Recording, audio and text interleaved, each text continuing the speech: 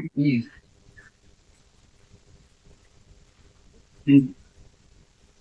It's right here. So please raise your right hand. Do you solemnly swear to tell the truth, the whole truth, and nothing but the truth, so help you God? I do. You may be seated. Sir, please state your name and spell your name for the record. My name is William Schmidt, Williamschmidt. You may proceed, Mr. Learning. Thank you, Judge. Mr. Schmidt, where do you reside? 6288 Branshaw. And where is that located in relationship to the Swan Boat Club? I am directly next door to the Swan Boat Club on the west side. Okay. And that's located in Newport, Michigan, County Monroe? Yes, it is. Sir, were you home on April 20th of 2024? Yes, I was. Did something unusual occur that day? Yes, I heard a large, what sounded like an explosion at the time. Okay. You know about what time of day that was? It was about 2 to 3 Okay. in the afternoon. When you heard that noise, what did you do? I assumed it was something going into the dumpster at the boat club because they're always throwing something in there, so you hear large bangs. I went outside to walk the dog, and that's when I noticed that there was a hole in the side of the boat club, and I went to check it out. Okay. I went to check it out. What did you do specifically? I walked over there, and I noticed it was a pretty bad scene, so I got out my cell phone, and I recorded it to get evidence for whatever the police needed. I know it's important to have those first moments. I didn't realize what I was getting into. So you live directly next door, so you walked down the road that's the parking lot to the boat club? Walked across my lawn. Okay. And you entered how did you enter into the boat club? I walked through the hole that Marshall drove through. And you recorded this on your cell phone, you said? I did. I started recording before I went through the hole because I wasn't sure what I was going to see. I didn't know at the time it was Marshall, my neighbor. I thought there were some other kids that drove a car similar to it, and I thought maybe it was them. And so I wanted to make sure to get them in case they tried to run away or do something goofy. Okay. Eventually, did you give that cell phone recording to law enforcement? I did. And did you have an opportunity to review that cell phone recording after you recorded it? Yes, I watched. And was it a fair and accurate representation of what you saw in the Swan Boat Club that day? I believe so. Okay. Sir, you also have a video system, a surveillance system on your home. Is that correct? Yes, I do. And how many cameras do you have? Roughly where are they placed? I have 4 cameras. They're placed on basically all the corners of the house, so I can get a good view of everything going on the outside of the house. You have one that faces your driveway? I do. And you also have one on the top of the house that faces the Boat Creek Park or the Swan Boat parking lot? Club? Yes, I did. How long have you had this video system? Probably about 5-6 years. Okay. You maintain it yourself? I do. And it was in good working order on April 20th, 2024? Yes, it was. Did you have an opportunity to review those recordings around the time of the crash? I did. And did they record anything related to the crash of the Swan Boat Club? When you say related to the crash, I saw the vehicle go towards the boat club, and I saw the vehicle. The camera doesn't see it slam into the boat club, but you can definitely tell that something happened from the dust cloud and the debris, and of course the screaming. Okay. Judge, at this time, people move to admit People's Cumulative Exhibit 1 videos from William Paul Schmidt. The objection from the defense. No, Your Honor. It is admitted. Thank you, Judge. People would move to proffer those to the court at this time. I have received it. Thank you, Judge.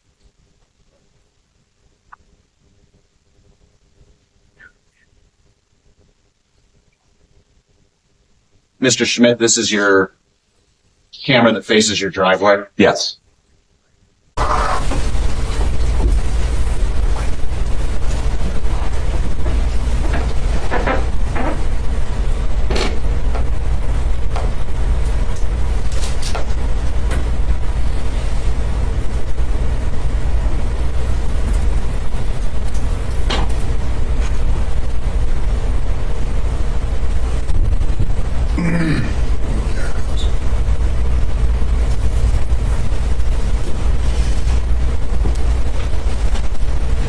Sorry, Judge, just a moment of technical difficulties. Anything remote for the TV?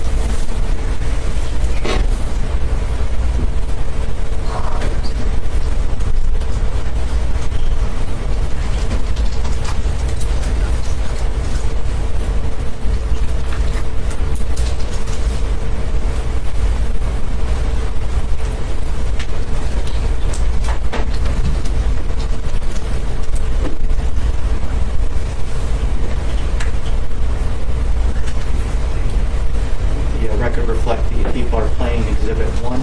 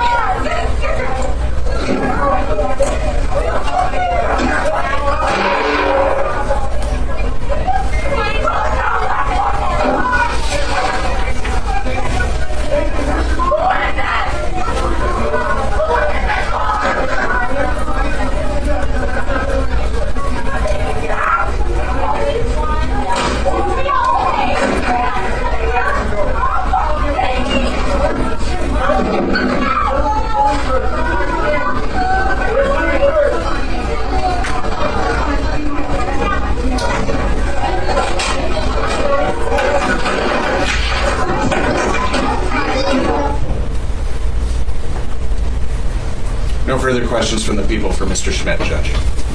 Cross-examination. No questions, Your Honor.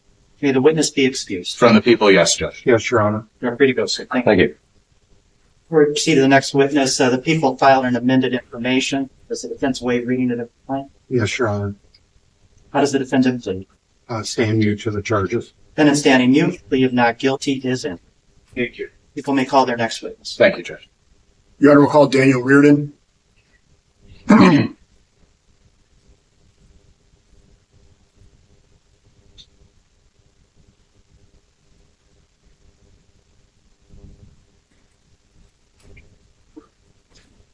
Please raise your right hand. You solemnly swear to tell the truth, the whole truth, and nothing but the truth, so help you God. I do. You may be seated. Please state your name and spell your name for the record. Daniel Reardon.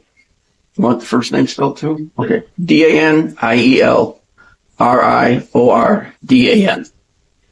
You may proceed. Thank you, Judge. Good morning, Mr. Reardon. Are you familiar with the Swan Boat Club? Yes, sir. How are you familiar with it? I've been a member there for maybe 20 years. Are you involved in any other capacity with the boat club? I'm a past Commodore and I'm currently the Commodore. What does the Commodore of the boat club do? But I mean, just oversees everything, gives direction to, works with the board, basically, and works with the vice, the rear, like I said, the board, and takes care of anything, question, if someone's got a question, if they got something that's, a problem or something like that, that's it. Is this an elected position? Yes. And were you brought to the boat club on April 20th of 2024? Yes. And why were you brought on that day? I got a page from the rear Commodore saying 911, get back to the boat club. Do you know about what time you arrived at the boat club? It's probably about 3:15, 3:20. And where is the Swan Boat Club located? 6332 Branchall Road, Newport. That's in the county of Monroe. Yes. Was there some event at the boat club on April 20th? There was a dock party in the morning and a birthday party in the afternoon. Where was the birthday party located? In our pavilion. And that is separate from the boat club, or is that attached to the boat club? It's attached to like a breezeway or garage area. Okay. Does the boat club have surveillance? Yes. And do you have a camera facing the parking lot? There's a couple cameras facing the You parking have one lot. that faces the parking lot facing east? Yes. And do you have a camera in the pavilion area? Yes. And do you have a camera in the breezeway that connects the two buildings? I'm not sure. Okay. Do you know how the system works? Is it continuous or does it motion capture? It's continuous. It loops it and it stays for like, I think 7 to 14 days. Is that stored at the boat club on a computer or a device? Yes, up in the office. Okay. Do you know who has access to the system? Well, at that time, we had just changed. We never got real good access, but one of the past rear Commodore had access to it and a couple others. But there's only a handful of people that got access to the office. Do you have access to it? Yes. Okay. At some point, did you take law enforcement to obtain or to view the videos? We did, but I had to contact the past rear Commodore to gain access to it. Why is that? Because at that time, he knew how to hook it back. You got to unplug one computer and plug in another computer in order to look at it on a video screen. I see. But you were able to display it for law enforcement? Yes. Okay. And these recordings, they're made every day, regardless of what's going on. You didn't do this specifically for today. No, they're every day. To your knowledge, the date and timestamp on the video, are they accurate? Yes. And how did law enforcement receive a copy of the videos? Well, we informed them that we had a video, and they asked if they could take a copy, and they came back and took a copy of it. Judge, we would move to admit People's Proposed Exhibit 2. Any objection? Your Honor, if we could have it played and then see if there's no objection, they can move for admission is what I would propose. I will reserve my rule. Okay.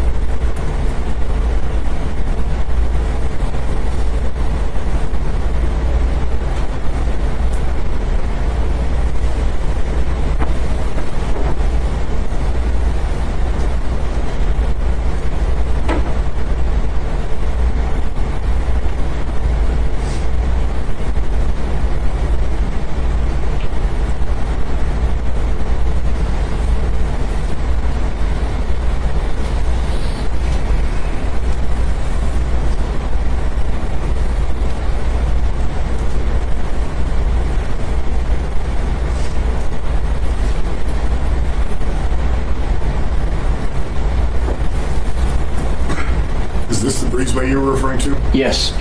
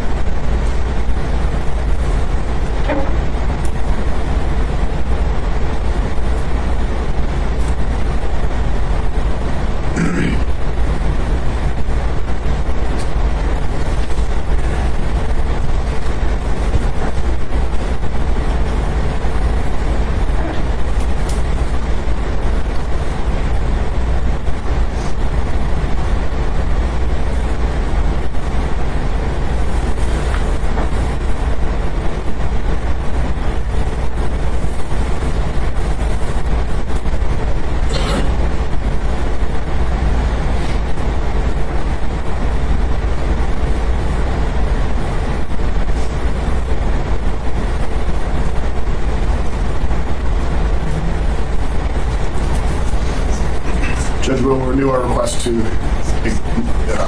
admit Exhibit 2. No objection, Your Honor. It is admitted.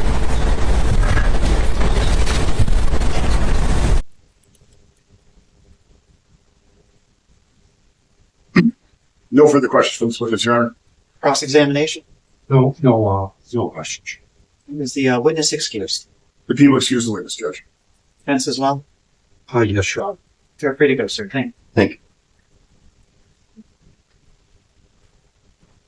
People may call their next witness. Judge, people call Sergeant Mike Bomia. Excuse.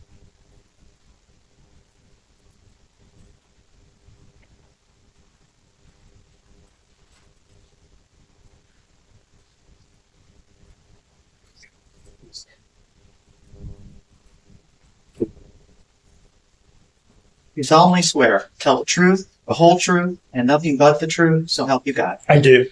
You may be seated. Sergeant, please state your name and spell your name. My name's Sergeant Michael Bomia. Michaelbomia. Mr. Lorraine. Thank you, Judge. Morning, Sergeant. Yes, sir. Sir, what do you do for a living? I'm a police officer within the Monroe County Sheriff's Office. And how long have you been so employed? 19 years. Has your entire law enforcement career been with the sheriff's department? Yes, sir. And you hold all the training, education, and certifications necessary to be a peace officer in the state of Michigan? Yes, I do, sir. Were those up to date on April 20th of this year? Yes, sir. Were you working that day? Yes, sir.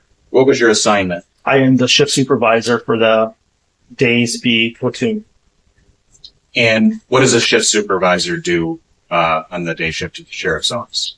I supervise the and coordinate the road patrol activities for the deputies that are working. Okay. What's road patrol for the record? They would be the officers that respond to calls for service in the police cars and for people that need help or answer 911 calls. Okay. Are you mobile when you do this work, or are you usually at the sheriff's office? I try to be as mobile as much as I can during my shift, sir. No. Very good. Did you receive a dispatch that brought us here today Yes, sir. on April 20th? Yes, sir. What was that dispatch? Mineral County Central Dispatch broadcasted a serious injury crash that occurred at the Swan Boat Club. They relayed that there was a car that had crashed into a building, trapping people underneath and injuring several others. What did you do in response to this dispatch?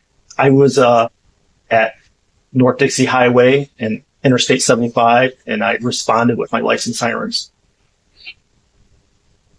Did you eventually arrive at the boat club? Yes, sir. What did you observe when you arrived? It was a very a chaotic scene. There was a very large hole in the side of the building. There was multiple people laying on the ground, asking for assistance in different states of injury. Were you the first law enforcement officer to respond? Yes, sir. And were any other first responders there when you arrived? There was several fire departments that firefighters had shown up just as I arrived.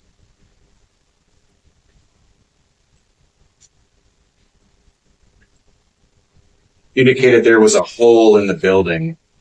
Did you enter the building? Yes, sir. And what did you see inside the building? I found I believe it was a dark blue Ford Edge crashed into the building.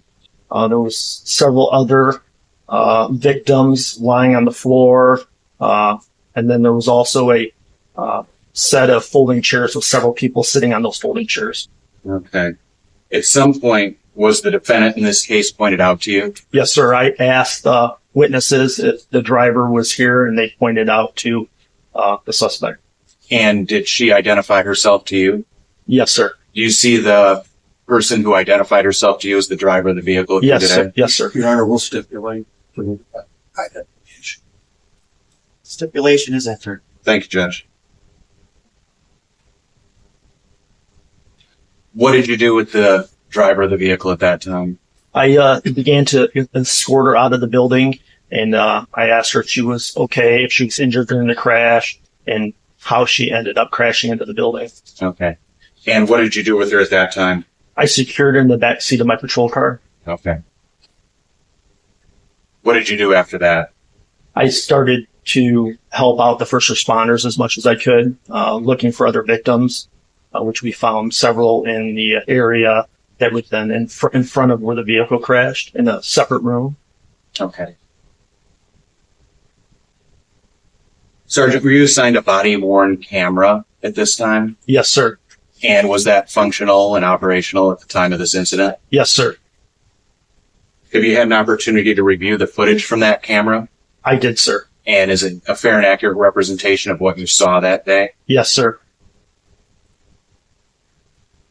Judge, at this time, people would move to admit portions of Sergeant Bomia's body-worn camera.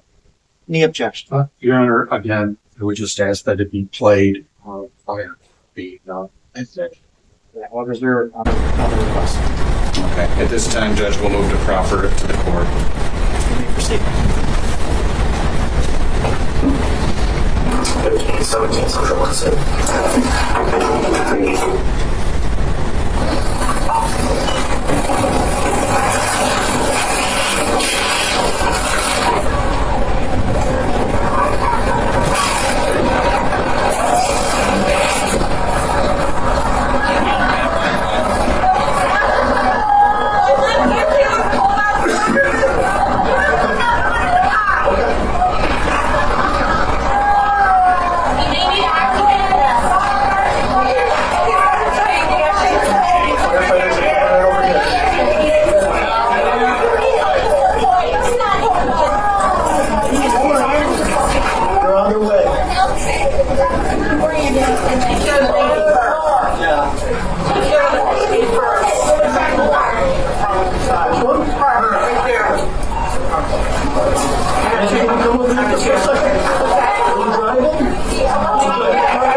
Can you come with me just for a second?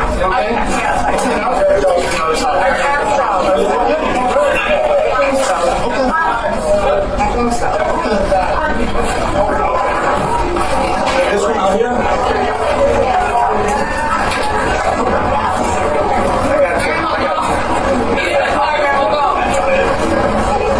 Where are you going? Over towards my car.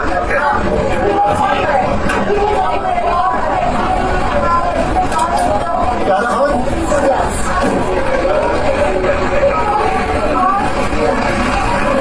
What happened? I crashed out. Okay. Have you been feeling ill or anything like that? Yes. What kind of medical conditions do you have? Seizures. Seizures? Okay. Were you here for the party? No. What were you out here at the boat club for? Are you I hurt? was just coming down here. Oh my God, this is terrible. So you take medications for seizure, you said? Have you been drinking at all today? A little bit, yes. Okay. When's the last time you had something to drink? Probably like a half hour ago. Half an hour ago? What do you drink? Wine. Okay. What's your name, hon? Marcella. Marshall what? Chidester. Chedison, okay. You don't have any weapons on you, do you? No. All right, I'm just going to leave you back here just for a little bit, okay? Okay. All right.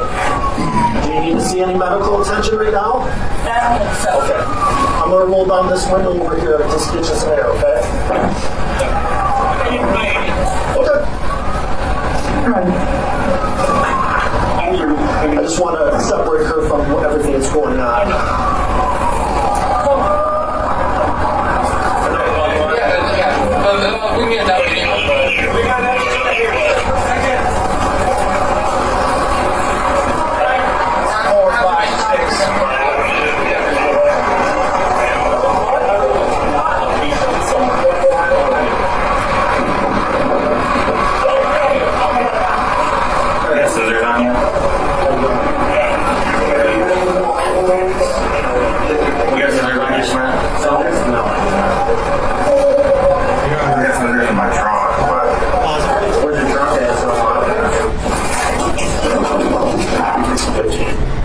We've already stipulated in the court center or regarding medical records of certain individuals that were hurt in the crash. I would stipulate to this being entered for preliminary examination purposes, but we've already stipulated these individuals being hurt. So as to the purpose of playing it, I don't know the relevance. Response from the Judge, we need to ID the victims. I would stipulate to them. I've already done the medical records.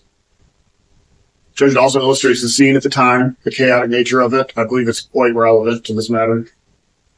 As to the scene, I'll stipulate that it looked the way it did. What happened, and my client's vehicle entered the building.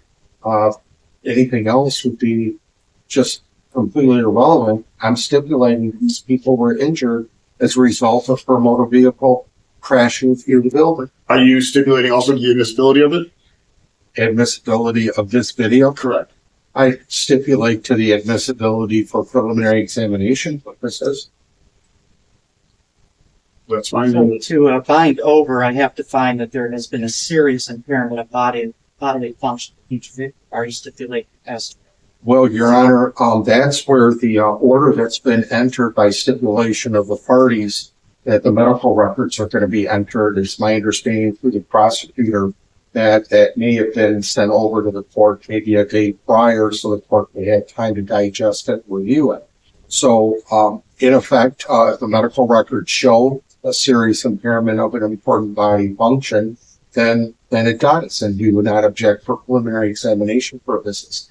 But unless the video is showing something of my client making a comment or something like that, it's really irrelevant, Your Honor. It does, Your Honor. We've shown that she says she was driving. She says she was drinking. She says that she takes medication. All are elements of the charges today, Your Honor.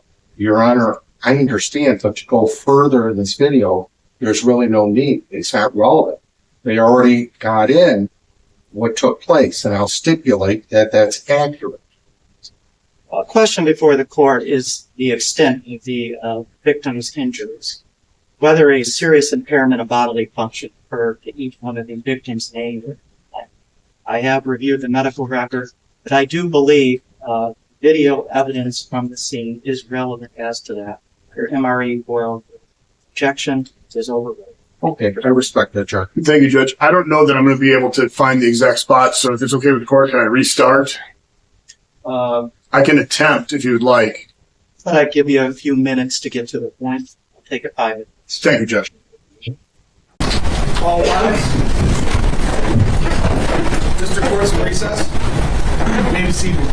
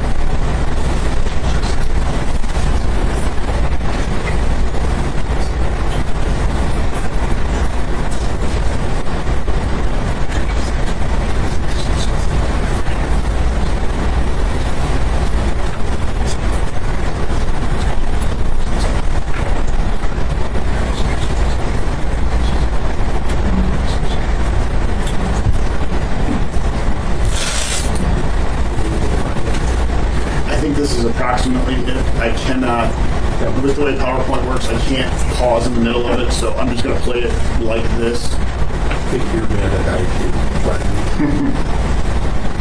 That's right, Chris. I'm ready. Thanks.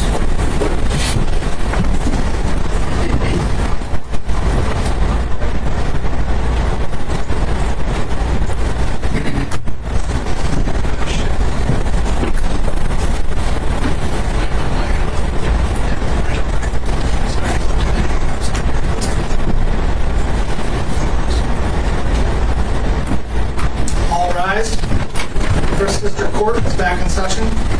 You may be seated. We are back on the record. You may proceed, Mr. Mayor. Thank you, Judge. I believe we found the approximate location that we stopped. Did I just rent it? No. I guess it is in my trunk, but where's your trunk at? So my truck's right there. In my bulletproof, my attack vest, or scissors. I didn't have the pants off. Right there. It's in the back seat.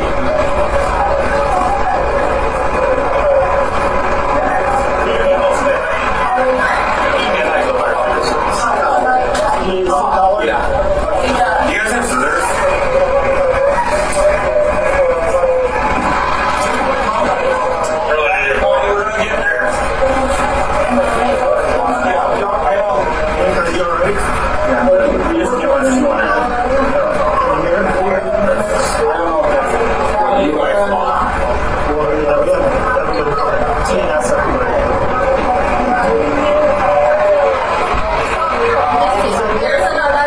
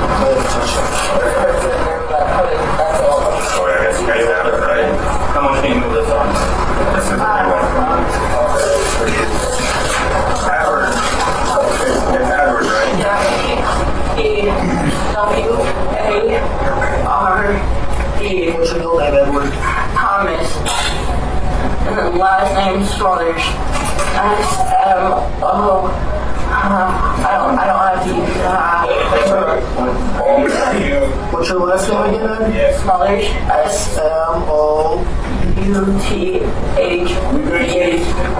Yeah. What's your date of birth? And that's the end of the portions we're proffering, Judge. Any additional objections to its admission from the defense? No, Your Honor, no objection at this time. It is admitted. And Sergeant, just one more question. You had an opportunity to review this video. You reviewed the timestamp on it, Yes, sir. and is that accurate with when you were at the scene? Yes, sir. All right. No further questions for the Sergeant, Judge. Cross-examination. No questions, Your Honor. May the witness be excused. From the people, yes. Thank you, Judge. Yes, Your Honor. You're free to go. Thank you. People may call their next witness. Your Honor, people call Deputy Madison Fleck.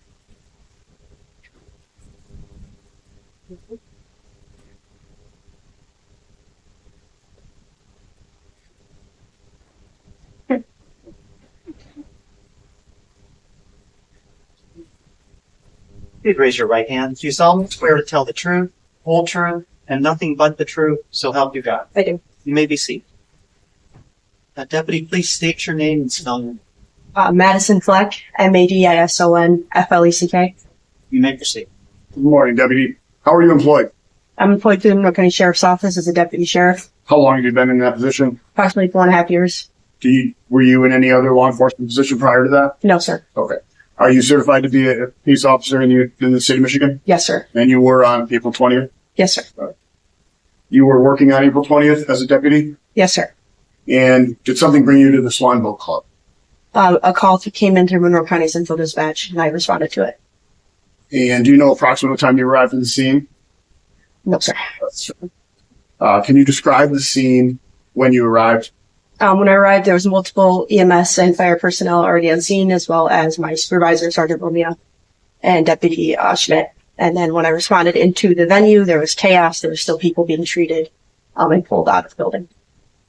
Did you meet any individuals that had been injured on that day? Yes. When I first walked in, I responded to Denise Roberts, as well as Patricia Raths. And then I also observed Leah Sith and Diane Medina. Are you issued a body-worn camera? Yes, sir. Were you wearing it on that day? Yes, sir. Was it in good working order to your knowledge? Yes, sir. Did you have an opportunity to review that video? Yes. And is that a fair and accurate representation of what you witnessed? Yes. Judge, I would move to admit what is proposed Exhibit 4, a compilation of the deputy's body-worn camera. Any objection? Your Honor, I'll object to this time pending a scene of deal and her identified. I will reserve rule in the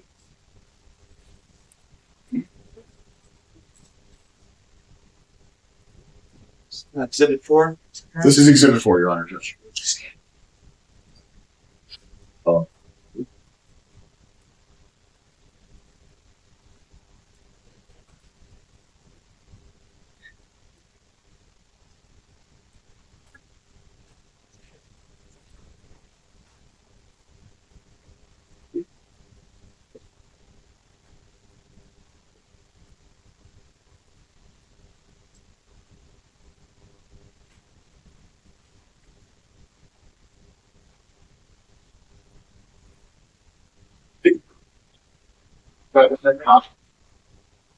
On the floor, you guys are talking about. I shot one thing back there. I don't know. Yeah, hardship. He's 18. Yeah, 11 there. Oh, no, Is there anybody? We got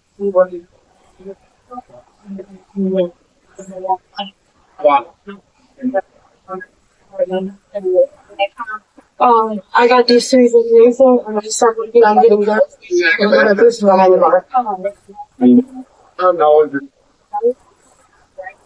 Sorry about the lens. I look outside, nobody.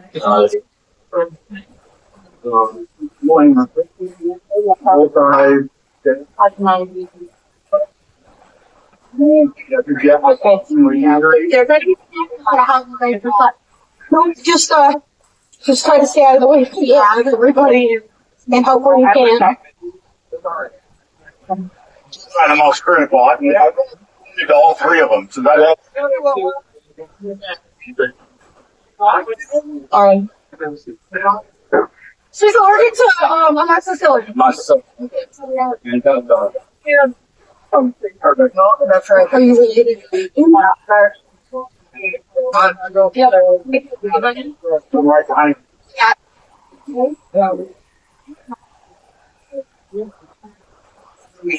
Right. I'm ready. There's a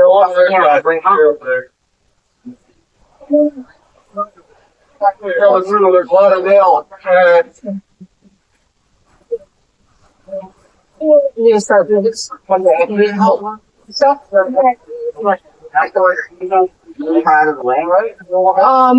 I think they want to leave her right for right now, just because. I don't know. That's anywhere. Here we go. It should. Let me put I do. put some. Thank you. Oh, no, that's not it. Okay. All right. Ma'am, I want to get were you in here? What happened? No, you witnessed it all. Okay. My name's Diane. Medina. Medina.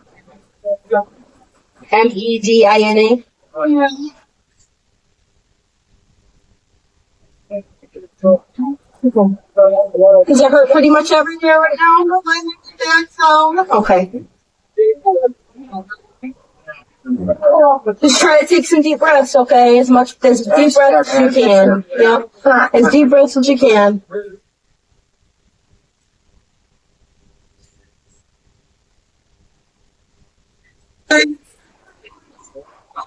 Well, they're hitting this guy, and then you're coming up next. Okay. Okay.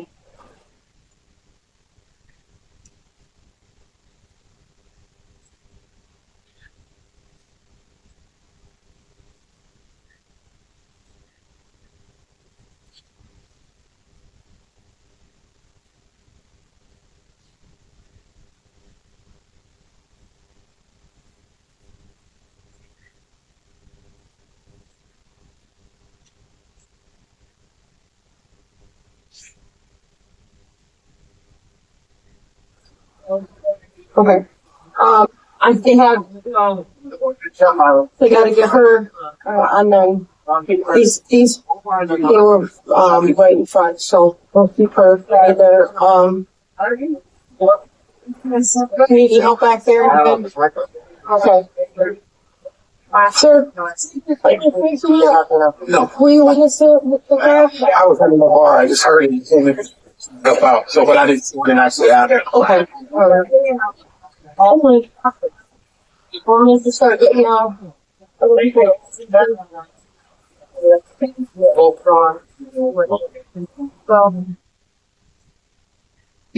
the end of the Dutch. Your Honor, no objection to it being used. It is admitted. Deputy, to your knowledge, is the date and timestamp correct on this video? Yes. No further questions, Judge. Cross-examination. No question, Your Honor.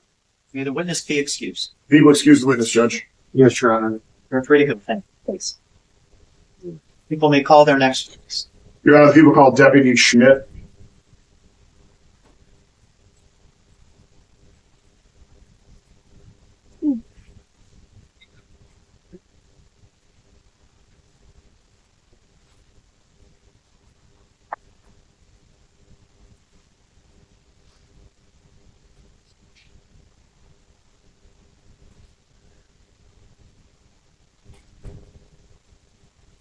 Solemnly swear to tell the truth, the whole truth, and nothing but the truth, so help you God. I do. You may be seated. Thank you, sir.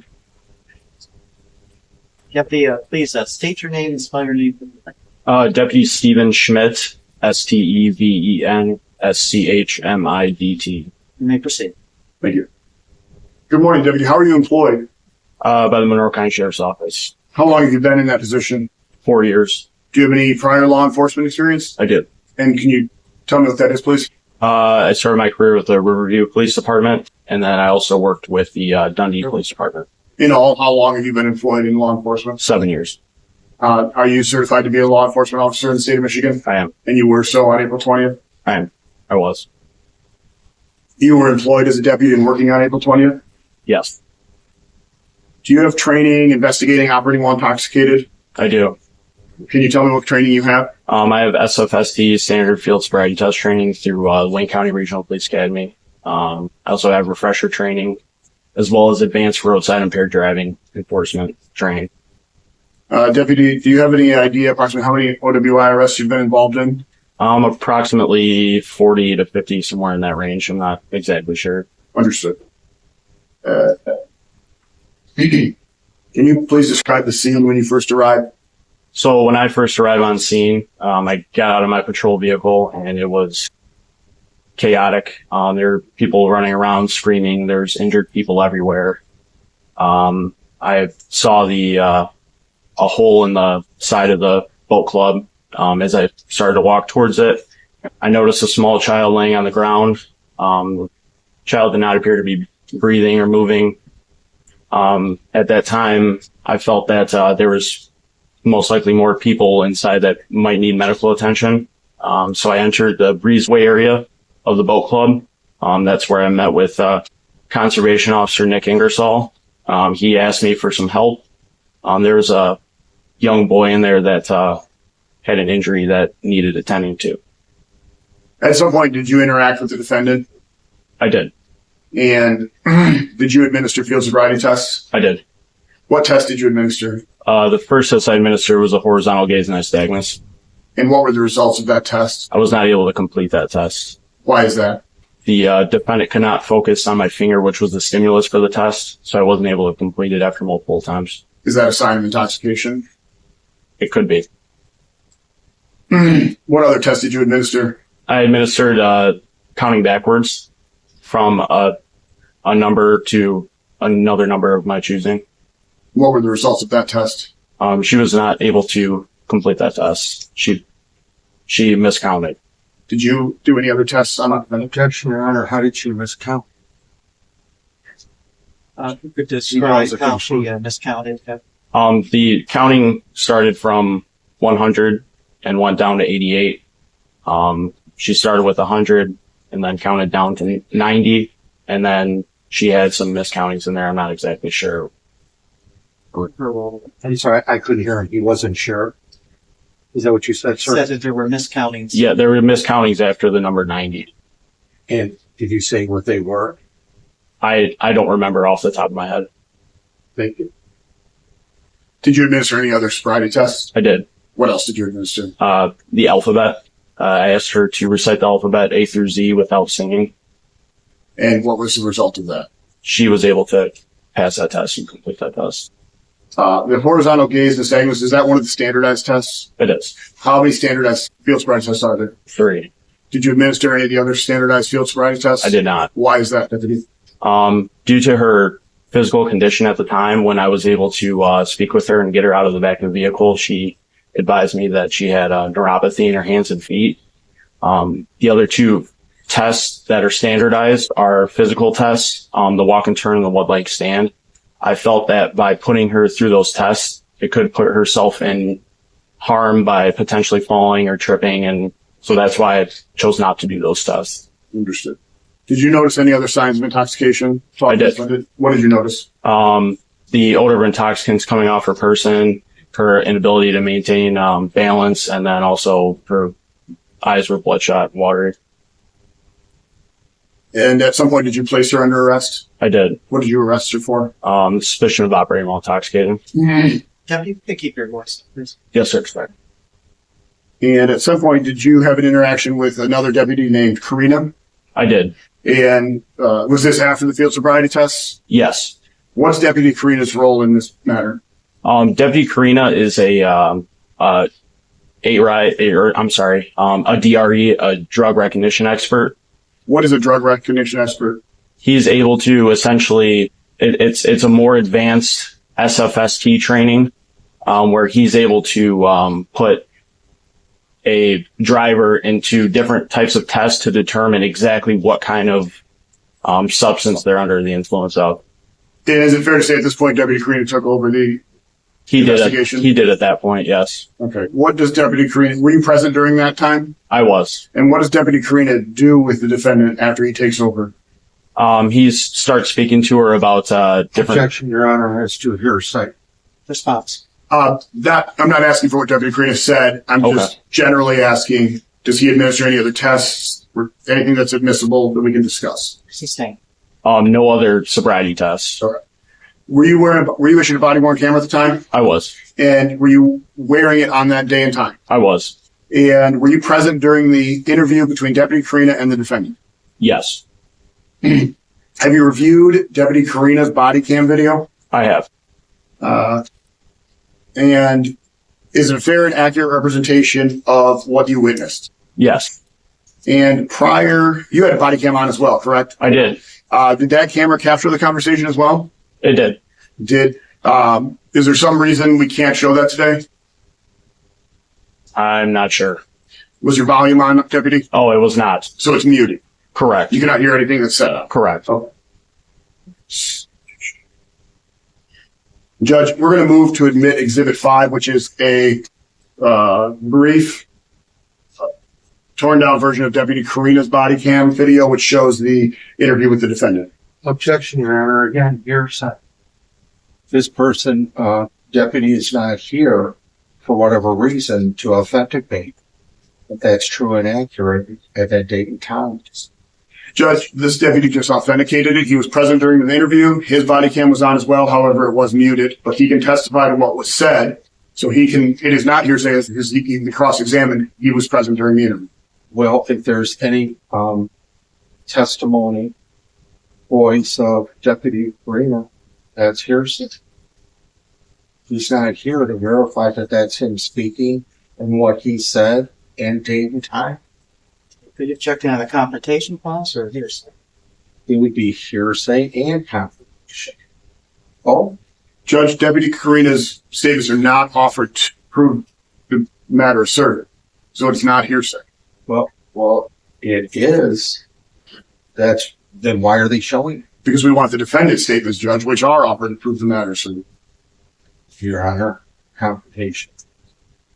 All right. The Michigan Supreme Court has held the confrontation clause does not apply to preliminary examinations. So, denied on those grounds. As to hearsay, I'll reserve on that. I'd like to see the video. Okay, thank you, Judge. Judge, we're going to offer what is people's proposed Exhibit 5 at this time.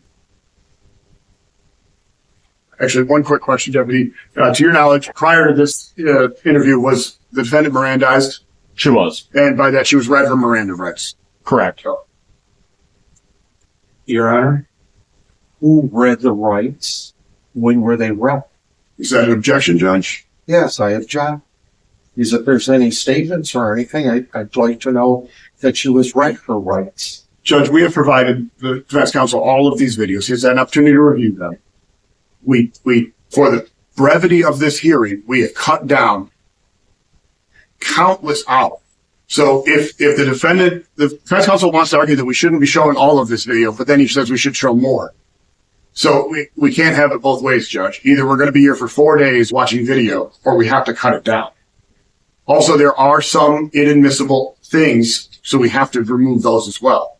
So for brevity, we did, and we skipped over the Miranda right portion. He has been provided this. He can review it. He has all of these videos. Are you objecting on the rule of completeness, or? She wasn't given, or I don't see any Miranda rights being given. If they were given, the person would have to come forward and say that she was Mirandized. And so we don't have a person here. I don't know. They have the burden of proof to prepare for today. Just because I'm given records or DVDs, doesn't mean that I fold and I'm as well sit outside.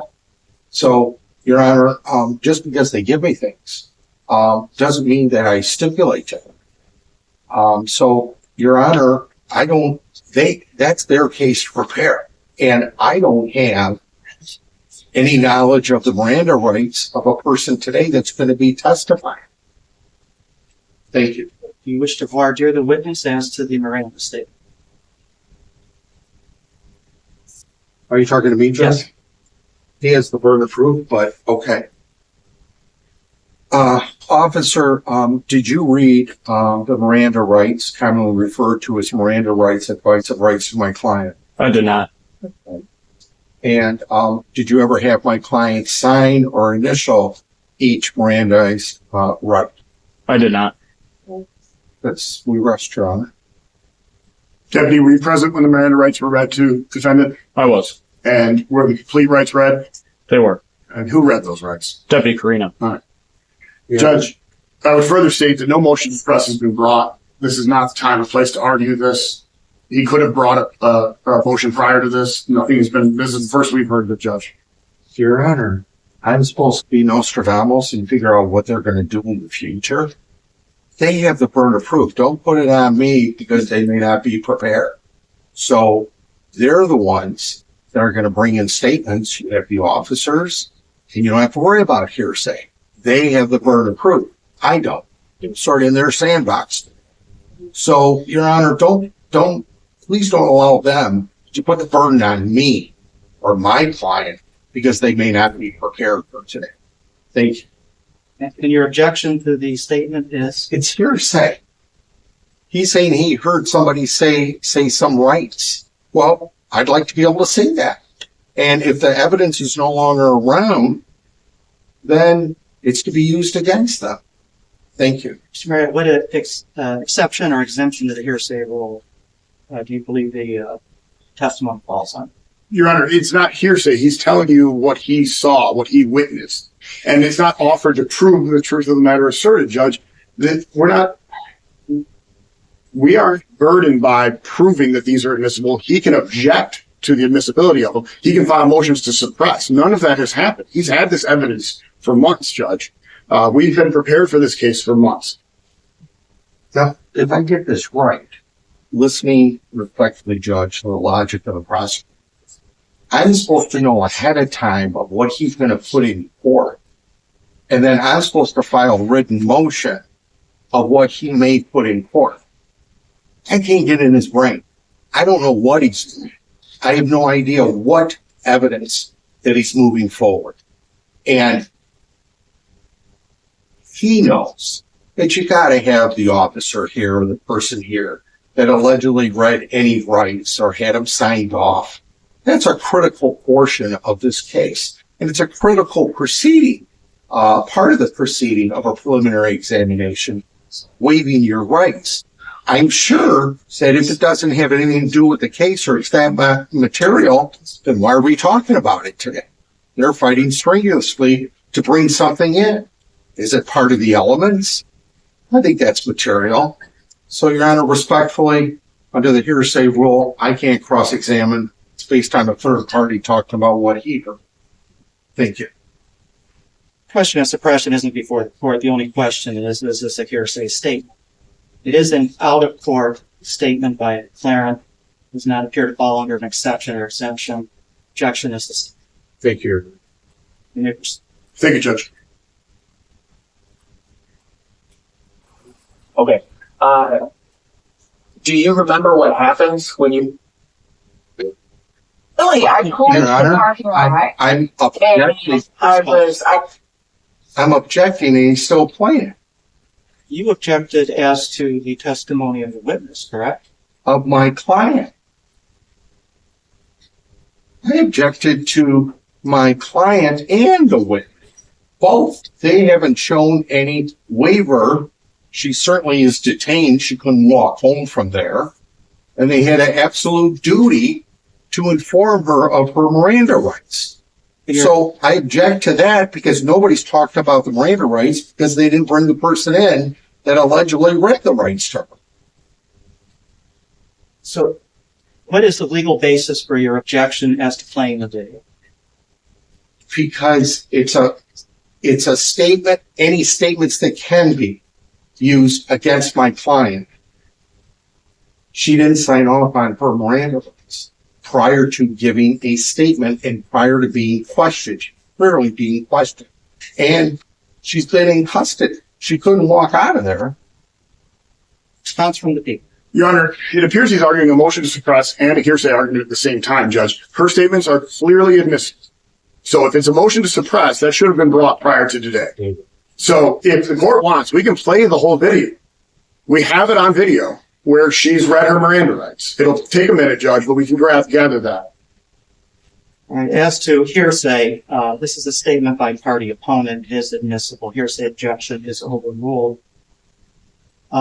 He does have the right under the rule of completeness to have the whole video played. May we approach, Judge?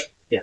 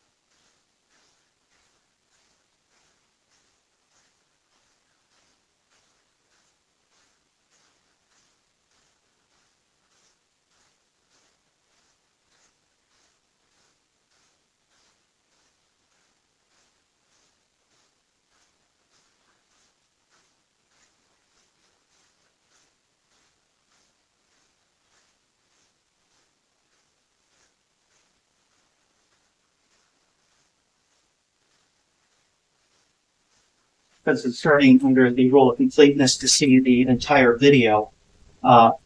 They have objected on the confrontation clause to playing of this video. I'm overruling that. The Michigan Supreme Court has held that the confrontation clause does not apply to preliminary examinations. That Sixth Amendment right is limited to trials. There is a part of this video that includes the preliminary breathalyzer tests. That is not admissible under Michigan law. Although it will be played, I will not consider it in this proceeding. Judge, for clarification purposes, is the defense counsel asserting the completion rule, or are they willing to allow the redacted and shorter video be played? I mean, we can, based upon the court's rule for preliminary examination purposes only, a shorter version we would stipulate to. Okay. Thank you, Judge. If you need some time to cue. I think we were at the very beginning. You're told to start over if it's okay with the court. It's a brief video, 2 or 3 minutes long. Okay. Thank You may you. proceed.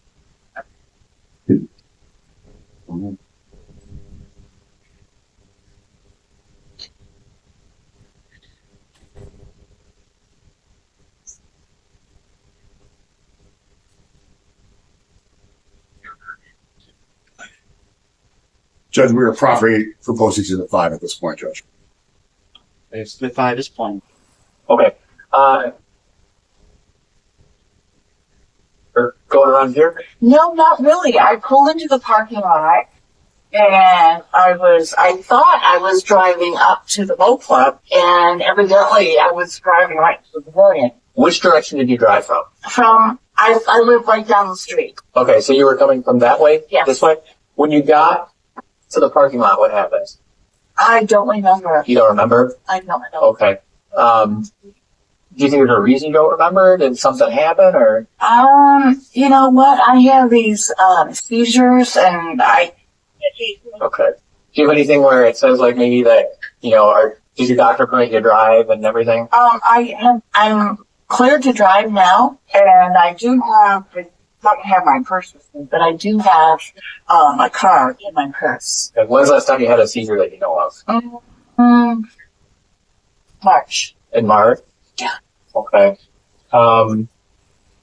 So in March was the last time you remember that you had a seizure. Sorry, I'm just trying to get this. Did you bring hospitalized for it? Yes. You were? Yes. Okay. Was it you had like at home or something? No, I was in Monroe for 4 days and Toledo for 6 days. I'm sorry, did you have a seizure while you were at home? Or did you have it? I had it at home, and then I did have one when I was in the hospital. When you were in the hospital? Okay. And March is going to be the last time you had that seizure? Yes. Okay. Okay. Do you think, is your normal behavior when you have a seizure, is it, have lapses of memory? Do you, Yeah. like that? Okay. So once you got to the parking lot, you don't remember anything? I don't. Okay. Okay. I think that's all the questions I have for you now. Deputy Schmidt's gonna take you over from here, okay? So on a scale of 0 to 10, 0 being like you're stone cold sober, you can drive perfectly, 10 being you're passed out drunk, where do you think you're at right now? 7. A 7? Okay. Do you think you're okay to drive? I wouldn't want to drive. You wouldn't let you drive? No. Okay. Okay, just give me 1 second, okay? Sorry, my phone's ringing. I think it's gonna be my boss. All right. I apologize. Judge, that's the end of the video. We would renew our request to move to admit Exhibit 5, Judge. Any additional objections from the defense? No additional objection. It is admitted.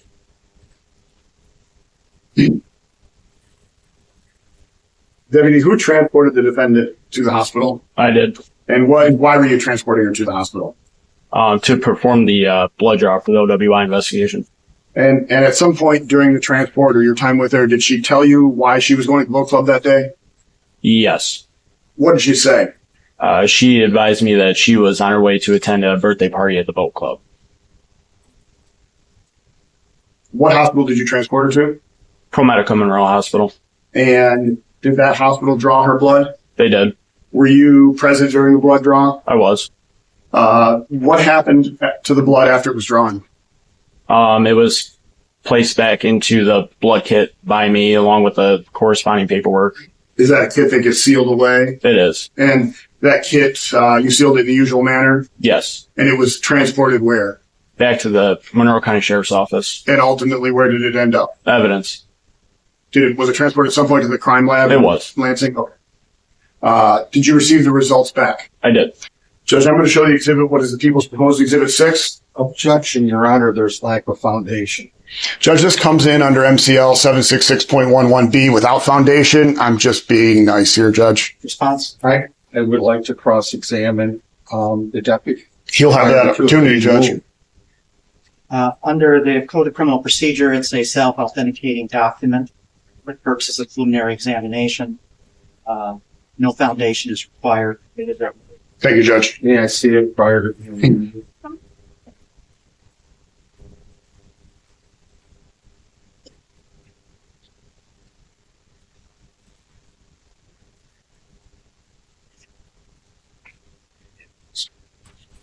I'll hand you Exhibit 6. Can you tell me you recognize that document? Yes. What is it? It is the laboratory report from the crime lab. And can you please read the results of the report, please? So item number 1 that was tested was her blood, which came back to a 0.18 grams of alcohol per 100 milliliters of blood. Deputy, do you know the legal limit for operating while intoxicated in the state of Michigan? 0.08. And do you know the legal limit for operating with a high blood alcohol content in the state of Michigan? 0.17. Thank you, Judge. Or thank you, Deputy. Take that from me. Did you receive another lab report, Deputy? I did. I'm going to show you what is marked as People's Proposed Exhibit 7, Judge. We will also be requesting this be admitted under 76.11B. Your Honor, same objection as previously. I'd like to take a look at the exhibit. Show it. That's first. Sorry. Thank you.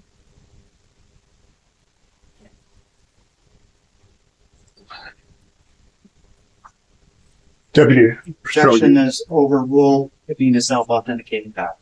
Thank you, Judge. It is admitted. It is a Thank you.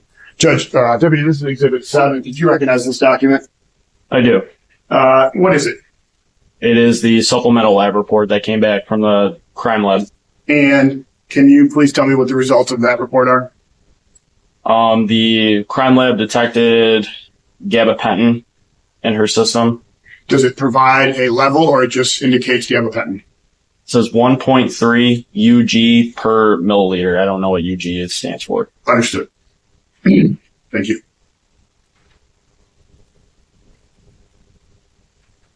I don't have any further questions for this witness, Your Honor. cross-examination? Yes, Your Honor. In the tape, is that you talking on the videotape that's played earlier? This one right here, sir? Yes. No, it's not. Who's that talking? That's Deputy Cody Carina. Okay. And he's not here today, right? Correct. Okay. And my client was asked, what number do you feel you are today? And she responded per video, number 7, correct? Correct. Okay. The video never says that under the influence of intoxicants, what number are you? Do you agree with that? Correct. Okay. And do you agree that it could be interpreted you just went through a wall and you wouldn't be able to, you don't feel like driving a car? Possibly. The objection, Your Honor, I think he's mischaracterizing the evidence. The deputy said on a scale of 1 to 10, 0 being you're completely sober, 10 being you're passed out drunk. No, Your Honor, he's trying to testify. Judge, we can watch the video again. That's what was stated. Your Honor, you heard what the deputy sheriff said. So your response to the objection? The objection is the officer testified. He speaks for himself. He was there. And it wasn't said about the alcohol. Whatever the court heard on a video, the court heard. I'm not going to object to that. Overruled, I'll give it the weight that it deserves. Thank you, Judge. And then the question of my client is, do you feel that you should be able to drive or not drive? And my client answered no. Is that correct? Yes. Okay. Do you know if she said no based upon her just getting through driving through a wall? Objection, Your Honor, is calling for asking the witness to speculate to what the defendant knew or didn't know. Response. Well, he was there, Your Honor. He would be able to answer or not answer. Sustained and speculative. Okay. Officer, when asked my client, does she feel she could drive the car, drive the vehicle, whatever may have been said or asked, and she said no, was there any mention of alcohol in that sentence or that question about being able to drive? Can you drive? No, but I believe Deputy Carina's scale that he gave mentions alcohol in it. Okay. Now, earlier, no, but now you're saying yes. What do you mean? About alcohol being mentioned. Earlier you said no, it wasn't mentioned. Well, when he asked her about the level of 1 to 10, whatever, stone cold, sober, or passed out drunk. All right. And as to operating the vehicle, whether to operate it or not, was the word alcohol used in that sentence or that phrase? By the defendant? No. Oh. By the officer. Then no. Oh. And did you go to the hospital when the blood sample was taken of my client? I did. And when the blood sample was taken, do you use a state police kit? I do. Okay. And the state police kit, did it have 2 vials in it? It did. Okay. And you saw somebody draw blood? Correct. Okay. Is that person here today? No. Okay. And when then you opened up the vials, the 2 glass vials, am I correct? There's a seal on them? I didn't open the glass vials. Who opened the glass vials? I don't know if they were opened. I don't remember that. Do you remember if the vials were sealed? Were they sealed? Yes. There's a package. Right. That there's this kit, they call it. Right. And you opened it? Correct. You were in charge? Correct. Okay. And when you opened it, did it have 2 vials in it? It did. Okay. And then you took the vials out, correct? Correct. And those vials are to hold blood, is that correct? Correct. Okay. And then what did you do with the vials? Was there any seal on them? Oh. There wasn't a seal. I placed them back in the cardboard that's in the kit, and then I folded up the box, and there's a shipping seal that comes inside. Let me back up. Yep. I'm sorry. That's okay. Maybe I wasn't clear. It was prior to the blood being drawn. Okay. Did you unseal them? Like the actual tubes itself? Yes, the vials. No. Yes. You never unsealed them. I don't unseal the tubes. Okay. Who unseals the tube, if anybody? I'm not sure. I don't know if they're ever unsealed. Okay. How does the blood get in the tube if it's not opened and unsealed? I am assuming through the IV that they draw. An IV? Or when they put the needle in her arm and... So you were there watching this, correct? Correct. Okay. And it's very important. Mm-hmm. What did you specifically see regarding these vials after you opened them? Mm-hmm. What did you do with them? Objection, Your Honor. He's already testified he didn't open the vials, but they were sealed. Your Honor, I'd like to be able to examine it. It's very short. Only a few questions. Overruled. Right. Give you a little. Thank you, Your Honor. Mm-hmm. Once you opened up this state police kit, right? What did you do with the vials? Give them to the phlebotomist. Okay. You never unsealed them, correct? No. And you don't know if there was a seal on them, correct? Correct. Okay. And how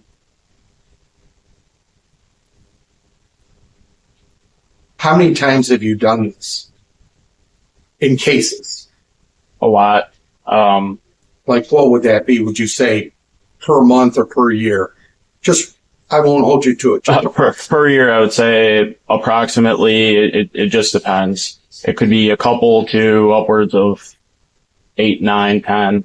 I'm not sure exactly. And how many years have you been doing this? 7 years.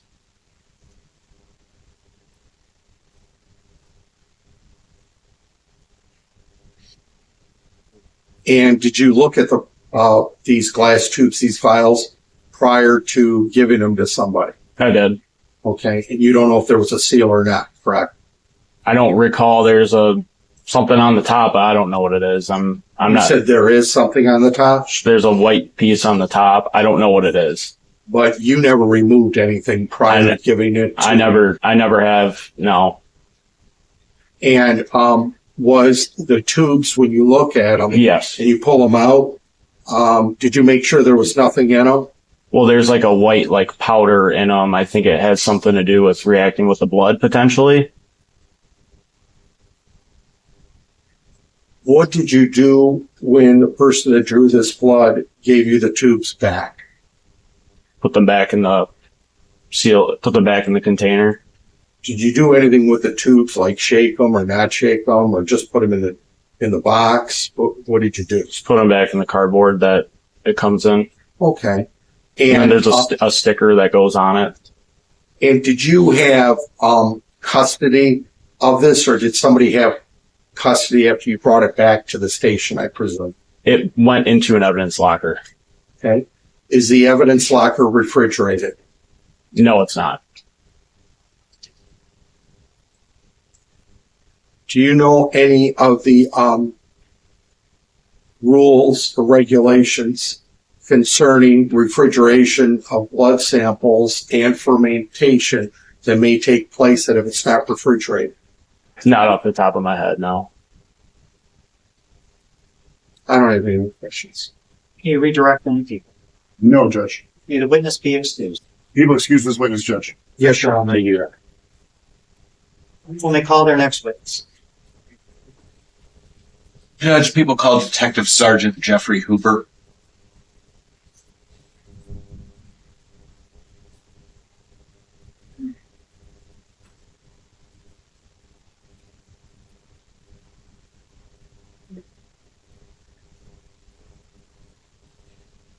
Please raise your right hand. Do you solemnly swear to tell the truth, the whole truth, and nothing but the truth, so help you God? I do. You may be seated.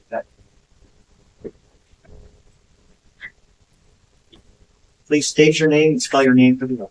Detective Sergeant Jeff Hooper, Jeffhooper. You may proceed. Thank you, Judge. Detective Sergeant, what do you do for a living? So I am the sergeant for the Detective Bureau for the Monroe County Sheriff's Office. Roughly, what does that mean? So basically, I supervise the detectives and detective investigations and stuff along those lines. Okay. How long have you been a law enforcement officer? Just shy of 24 years. And is that all with the Monroe County Sheriff's Office? It is. And how long have you been a detective? Approximately 9 years in investigations. And you've been the head of the Detective Bureau for how long? Approximately a year. Were you involved in this investigation? I was. And what was your role? So on the 20th, I was contacted by Lieutenant Zebek and advised of the situation.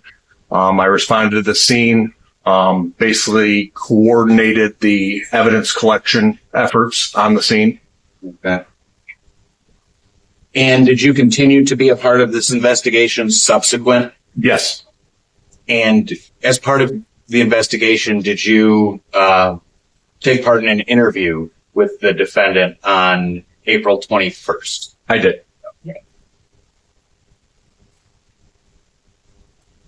So you had an opportunity to speak with her? Yes. You had an opportunity to Mirandize her prior to conducting that interview? Yes. And I only want to ask you one question about that interview, deputy or detective. Did she indicate where she was headed on April 20th? Birthday party at the boat club. Okay. Further on in your investigation the next day, on April 22nd, did you have opportunity to execute a search warrant on the defendant's house? We did. And what were you roughly looking for at the defendant's home? We had known that they had surveillance cameras at the residence, and so we were looking for a DVR or NVR, digital video recorder. When you arrived at the residence, were you able to locate cameras? Yes. How many cameras? 4. And where were they located on the property? So one was on the interior of the house in the kitchen. Another one was on the barn across the street. And then there were 2 on the garage, one facing the main entry door of the residence, and then one on the driveway where the vehicles were parked. Okay. Were those cameras wireless, corded? They were wireless. Okay. Were you able to find where they were connected? Yes. Where were they connected to in the home? So basically the DVR, which was wireless, was in a upstairs utility room, for lack of better words. And it was upstairs there where it had a monitor also with it displaying the videos. Okay. Were you able to access that DVR unit at that time? No. Well, let me ask it a different way. Was the DVR functional at that time? It was functional, yes. Was it recording at that time? It was. Were you able to ascertain whether it was connected to the cameras you saw? It was. How did you go about doing that? So basically just looking at the current live video and comparing it to the surroundings, the vehicles that were there, our vehicles that were near the driveway, stuff like that. Okay. What was the manner of the recording? Was it continuous, motion sensitive? So later we found out that it was motion activated. The videos that you were viewing at the home, did the DVR have a timestamp? It did. And were you able to check that timestamp for accuracy? Yes. How do you go about doing that, detective? Easiest way, you look at the timestamp on the screen and then look at your phone.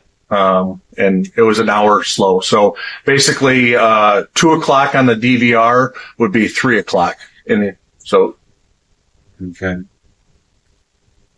Do you have experience with similar video recording devices as the one you located at the defendant's home? Yes. And what is that experience roughly? basically throughout my career, approximately 9 years of investigations, we always go out and we collect surveillance footage. And a lot of DVRs, they may be different, but how you get the video off of them is similar. And so if you can get into a DVR, you can extract the video most of the time. Okay. So you viewed live video while you were at the defendant's home? Yes. Check the timestamp? Yes. Did you then seize the DVR? We did. Okay. And were you able to examine it and try and find past videos? Yes.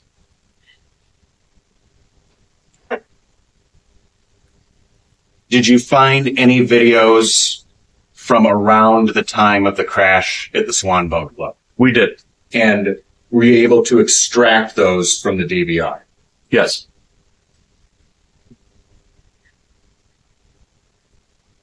Did you make copies of those portions of the recorded video? Yes. Did you place those into evidence? We did. We had an opportunity to review those recordings prior to court today? Yes.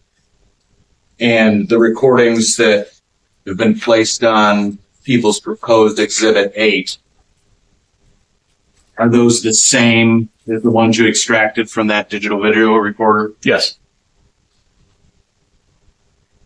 Judge, at this time, people would move to admit People's 8 surveillance videos from the defendant's home. Yeah, we would reserve at this time just to see the video, hear it, and then make the decision. I'll reserve ruling of the month. All right. Detective, you mentioned 4 cameras at the home. You've had an opportunity to review this exhibit, is that right? Yes. And what camera angles are we going to see on this video? So specifically, you're going to see the one facing the main entry door of the residence, and then also the one on the barn, which is across the street, which gets the street and basically the driveway and a little bit of the home also. Okay. And from around what time and what date are these recordings? April 20th, 420. And so the timestamp on the video is going to be approximately right around 2 o'clock, like 1:57 to 2 o'clock. But in real time, that would have been 2:57 or 3 o'clock. And Detective, your role in this investigation, do you know what time the crash at the Swan Boat Club was? Right at 3 o'clock. Okay. At this time, we move to Crawford. You may proceed.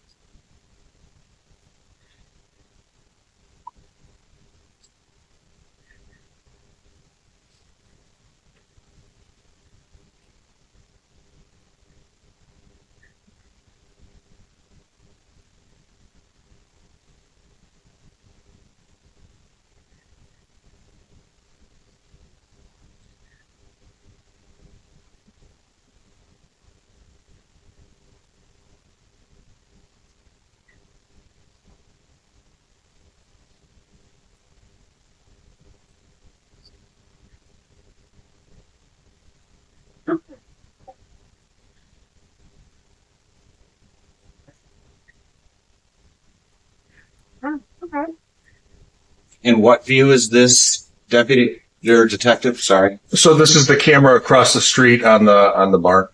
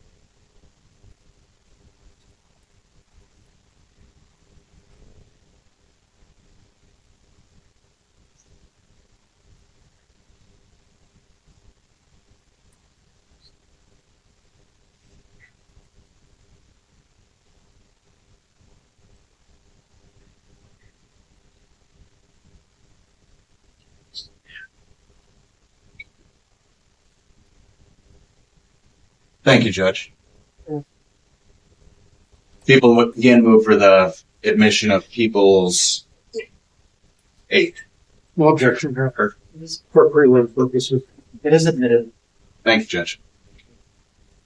And Detective, if you can tell us, that's the defendant's driveway we're seeing in that, Yes, and about how far is that from the Swan Boat Club? approximately 500 feet. No further questions for the Detective Sergeant, Judge. Cross-examination. Thank you, Your Honor. You've had opportunity to review my client's criminal history, am I correct? Yes. Objection, Judge. I can't imagine the relevance of this. Okay. Response. I'll withdraw. Did you get a chance to review her driving history? Objection. Same objection. Response. I'll withdraw. Sustained. Don't continue down this line, Mr. Clovis. I understand, Phil. Now, do you have any proof whatsoever, any at all, that my client didn't have a seizure when she took off in the vehicle that you just showed us? Objection calls for speculation. He can answer it, whether he does or not. Maybe he does. We won't know until he answers. Overruled. You may answer the question. Can you guys say that question again, please? Okay. Do you have any reason not to believe that my client had a seizure that day? Objection. It's a confusing question. It's a double negative. People would also object to relevance.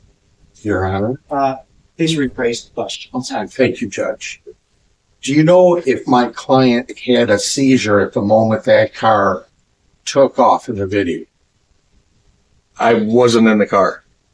So the answer, I suppose, would be you don't know if she had a seizure. Is that correct? I would not be able to answer that, no. That's a fair answer. Are you aware of my client having a history of neuropathy? Yes. Did you go and check her while you're investigating this case as a detective, her medical records and her inpatient records back to November? I believe we did do a search warrant for medical records, yes. And is there confirmation that my client suffered from neuropathy? I didn't look through the medical records. Did you see anything that talked about her having any other medical problems like seizures? The only medical... Objection, Judge. I guess if there's records that Mr. Clovis wants to present as to his client's medical history, this is not the appropriate witness to get those in. He's free to call a medical witness on his own if that's evidence that he wants to get in at this stage of the proceedings. I'm not asking to get any records, and the detective said they did a search warrant. He got the records. He's the officer in charge. And is there anything about seizures? That's within his knowledge. The answer, he had not reviewed the records. Is that correct? That's correct, Judge. And you're the detective in charge of the case? No. Who's the detective? Detective Modelinsky. Right. I don't have any other questions. Can you redirect from the people?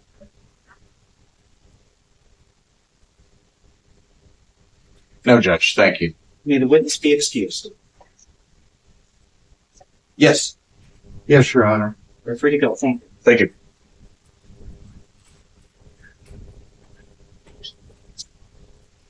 All right. We will take a 10-minute break for the next witness. Thank you, Judge. All rise. Mr. Court, back in session. You may be seated. People may call their next witness. Judge, people call Lieutenant Brian Quinn.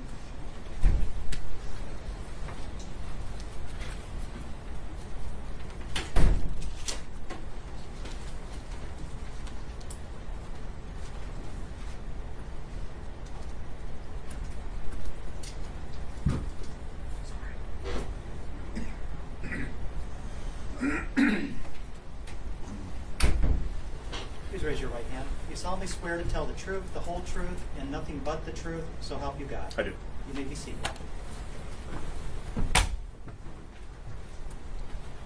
Lieutenant, if you could state your name and spell your name for the record. Brian Quinn, Brianquinn. You may proceed. Thank you, Judge. Judge, at this time, people are going to admit a stipulated exhibit, People's 9, which is the Bosch CDR download from defendant's 2017 Ford Edge. No, for the record, that's been stipulated to be admitted by the parties, and it is admitted. Morning, Lieutenant. Good morning, sir. Lieutenant, what do you do for a living? I am a lieutenant for the Monroe County Sheriff's Office. How long have you worked for the Monroe County Sheriff's Office? 24 years. Okay. Is that your entire law enforcement career? No. Where else have you worked? In the state of New Jersey. Okay. As a peace officer there too? Yes. How long did you work there? 10 years. So you've been a police officer for 34 plus years? Yes, sir. What is your role in the Sheriff's Department right now? I am technically, I oversee several divisions within the Sheriff's Office, the Traffic Services Division, the Expediter's Office, and our Civil Division. Okay. Lieutenant, what is the Traffic Services Division? The Traffic Services Division, we have sheriff's deputies that are assigned to enforce traffic laws on secondary roadways within the County of Monroe. We also investigate serious and fatal traffic crashes. Okay. Prior to your position as lieutenant, were you the lead of the Traffic Services Division? I was as a sergeant, and I am as a lieutenant. Okay. In total, how long have you been the lead of the Traffic Services Division? Since 2019. As a result of that, you've received a lot of specialized training in traffic services? I have. Accident reconstruction? I have. And the retrieval and interpretation of electronic data recording, is that correct? Correct. And Judge, we have a second stipulation here with defense that the court qualify Lieutenant Quinn as an expert in electronic data recording analysis. That's correct, Your Honor. It's stipulated to for prelim purposes. Thank you. He is so qualified. Thank you, Judge. Lieutenant, do you have a copy of the People's Exhibit 9? I do. And is that a report from the EDR of defendant's 2017 Ford Edge? It is. How did you come about that document? This document was given to me by Deputy Nicholas Burkhardt. And do you know how he obtained it? Deputy Burkhardt is a technician for Bosch, meaning he can image the information off of the event data recorder, but he is not an analyst. I am, so he would have to give the report to me to read. Okay. What's the difference there, Lieutenant? The technician basically will do the image. They will just briefly look over the report. They will look at ignition cycles, but the analyst covers the entire report. We look at the braking, steering, percentage of throttle, miles per hour. Okay. So let's back up just a little bit. Just for the record, explain what a EDR is as it relates to a vehicle. The EDR is an event data recorder. It's known as black box, if you will. It captures information while a vehicle is in motion. If a vehicle is involved in a traffic crash, if there's airbag deployment, the information will become locked on the EDR itself.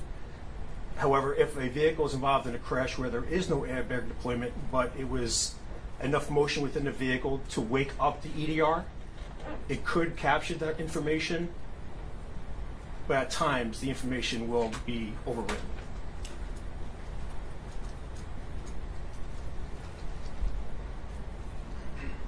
To that end, Lieutenant, what's the difference between, say, a controlled stop and a crash that brings a vehicle to a stop?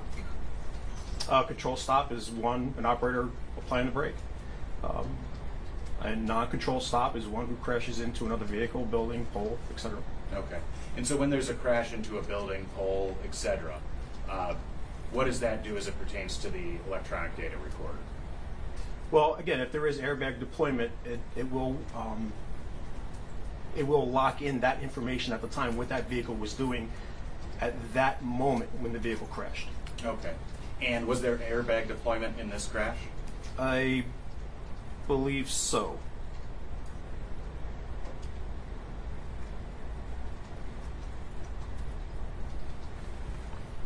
But there was 2 events captured on this record. As to the second event, was there airbag deployment? Your Honor, just let the record reflect that he's refreshing his memory by looking at notes. Yes, please refer to your notes and then answer after that. Yes. May I reflect?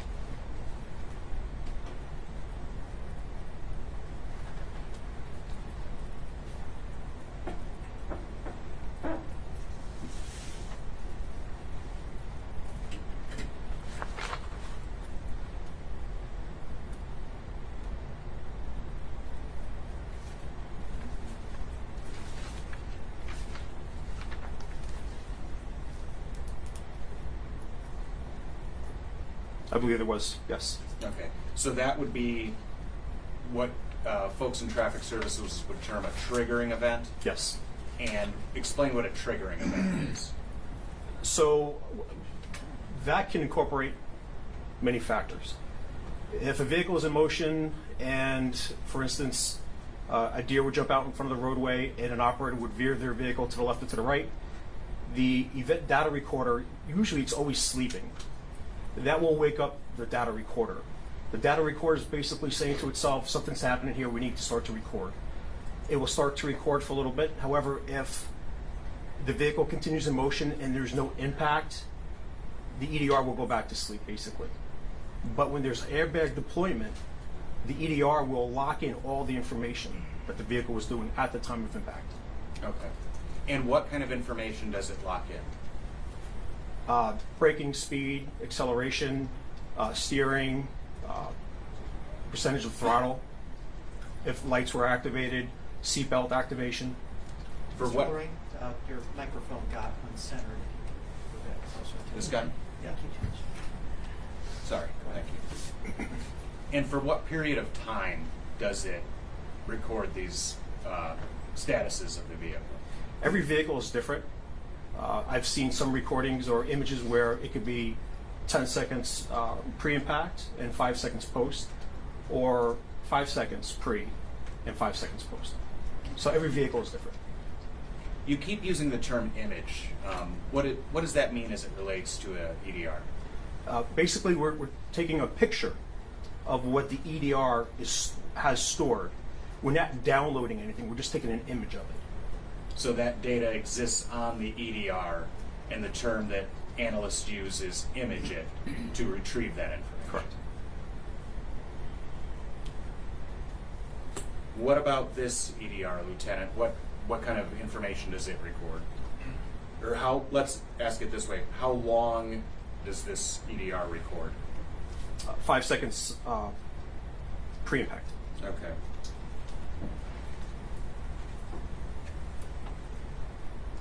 Does this EDR record throttle percentage? It does. What is throttle percentage? Basically, how much pressure your foot is on the gas. Okay. And so, if I'm understanding your testimony, this image, this report, should tell us how much throttle percentage was applied to the gas of this vehicle for 5 seconds before the crash. Correct. Do you have the exhibit in front of you? I do. Do you see the section that refers to the throttle percentage? I do. Can I have some clarifications? The first crash or the second crash? I'm sorry. So, Lieutenant, this is referring to the second event captured on the event data recorder, correct? Correct. And all the questions I ask you subsequently will be about the second event. Correct. Okay.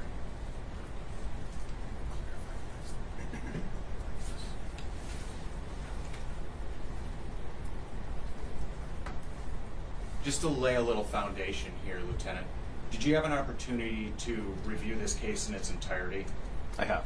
And are you familiar with the real-world happenings that caused the events on this EDR? Yes. And you indicate there's 2 events. What was the real-world happening that caused the first event to be recorded? The operator was involved in a previous traffic crash. And do you know the nature of that? I do. And what was it? It was a vehicle that was in motion in reverse that struck another vehicle. Okay. And that's the first event that EDR imaged? Correct. And it also imaged a second event? Correct. And do you know what the real world happening was that caused that image to be locked in on the EDR? I do. And what was that? A motor vehicle striking a building. Okay. And to the best of your knowledge and understanding, that building's the Swan Boat Club, right? Correct. So turning back to the report itself, do you have the section on throttle in front of you? I do. Or throttle percentage, I should say. Lieutenant, how does that, so it records back 5 seconds. Is that right? Correct. And then how does it give you that data? So when the vehicle struck the building, of course, that crash was recorded. So the EDR itself can record 5 seconds prior to that event taking place. So that's the information that I've received on this document. And then does it show you, at 5 seconds on down to the crash? It does. Okay. And then if you could tell the court for each, what increments of time does it record? Half a second. Okay. Could you review the exhibit and proffer for the court what the throttle percentage is for each of those time increments prior to the crash? At -5 seconds, 0. -4.5 seconds, 59.3%. -4 seconds, 0. -3.5 seconds, 80.1%. 3 seconds, 82%. 2.5 seconds, 0. 2 seconds, 100%. -1.5, 0. -1.0, 97.9%. -0.5, 97.0%. And 0, which is the point of impact, is 96.6%. So at the time, how do you interpret that as to what throttle percentage, or what's the real world implication of that, Lieutenant? Let's just ask it that way. From my training, anything that's 70% or higher, 70 to 100, is actually 100%. What do you mean by that? The gas pedals to the floor. Okay.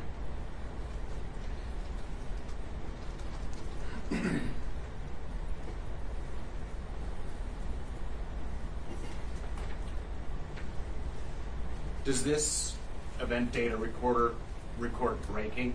It does. Does that report have a section on braking? It does. And what does it report? What real world event does it show within the image? It recorded every half of a second from 5 seconds to the point of impact. And what does it indicate about braking? Is it a percentage? What information does it relay? Whether or not the brakes were engaged. It's either on or off. Okay. At any point in the 5 seconds prior to this crash, does the report reflect that the brakes were engaged? Yes. And if you could, Lieutenant, going through the 5 seconds, again, give us the indication time-wise whether or not the brakes were engaged in this event. -0.5 seconds, off. -4.5 seconds, off. -4 seconds, off. -3.5 seconds, off. -3 seconds, off. -2.5 seconds, off. -2 on. -1.5 seconds, off. -1.0 seconds, off. -0.5 seconds, off. 0, point of impact, off.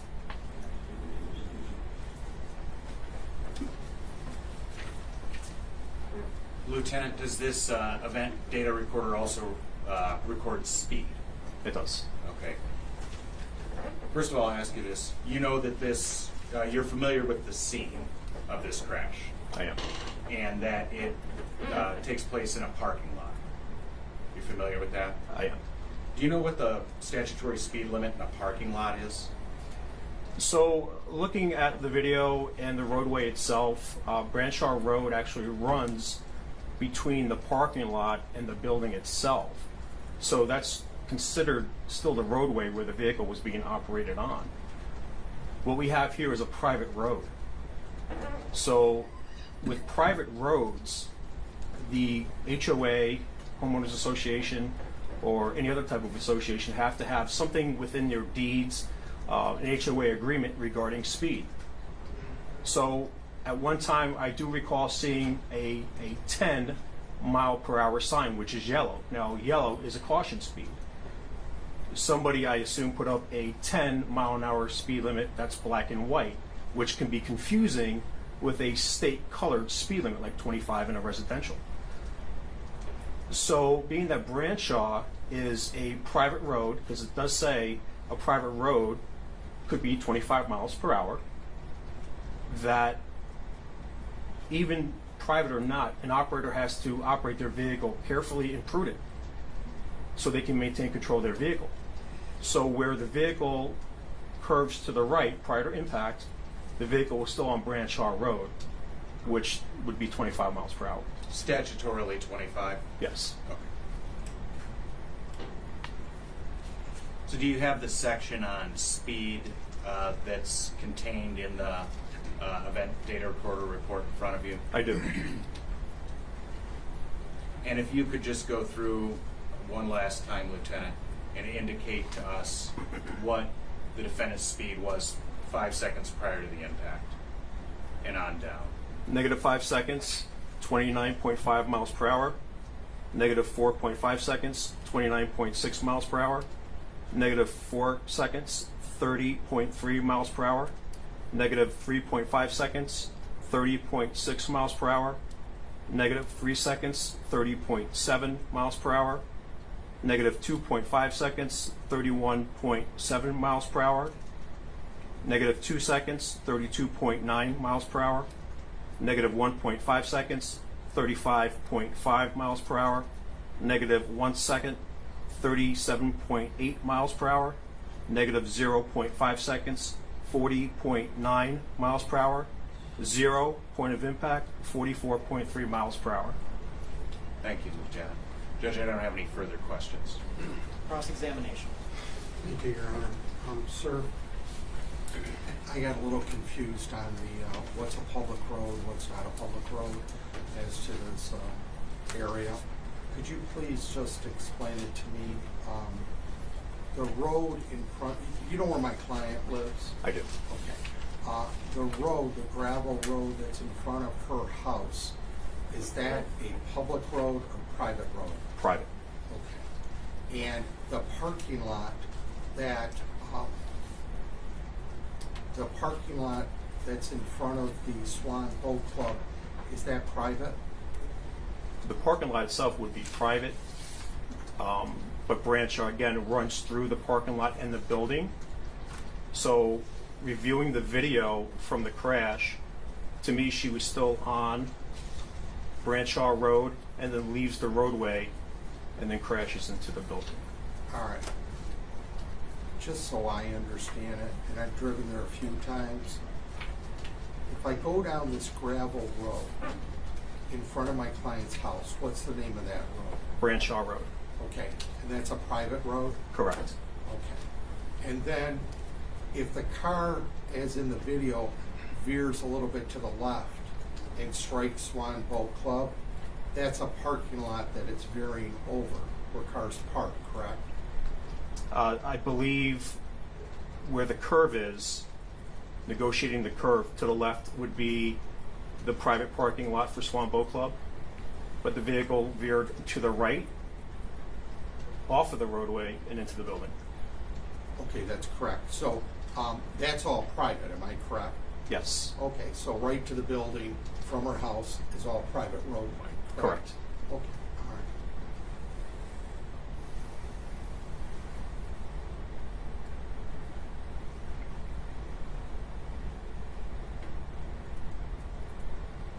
I don't have any other questions.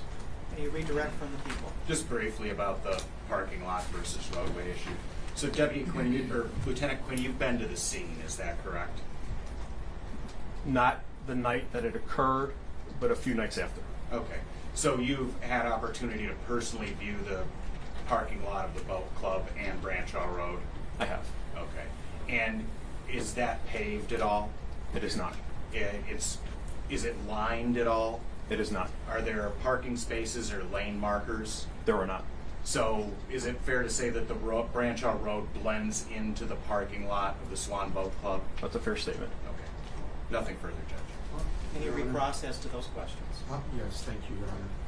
So when the prosecutor said that Branchall Road blends into the parking lot, what do you understand that as, blends? It's all dirt. There's no markings that show a shoulder or a specific parking spot, space, a loading zone. And I guess the bottom line is that the parking lot and that roadway is all private gravel, correct? Is that what you said earlier? Private dirt, from what I remember. Okay, thank you. No questions. No follow-up to that, Judge. Thank you. May the witness be excused. Yep. By the people as well. Thank you. Yes, Your Honor. Free to go. Thank you. Thank you, Judge. People ready on any other witnesses at this time?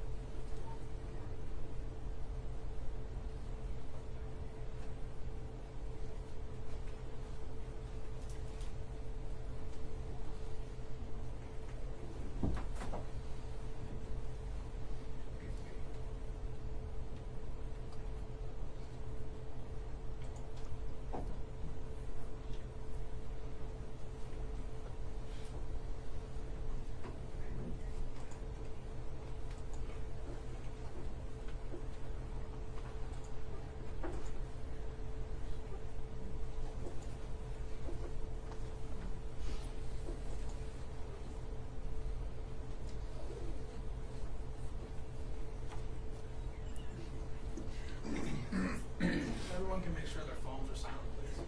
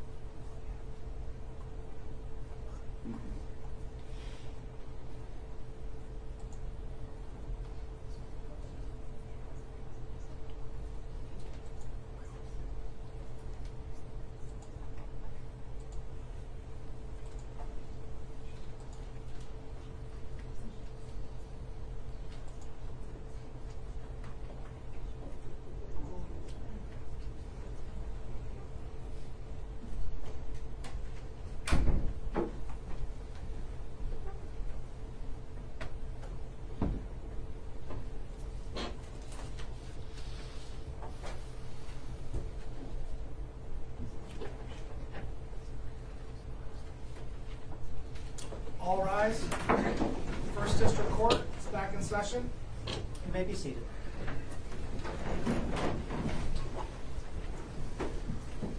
We are back on the record on People v. Chidester. People may call their next witness. Your Honor, people called Diane Medina.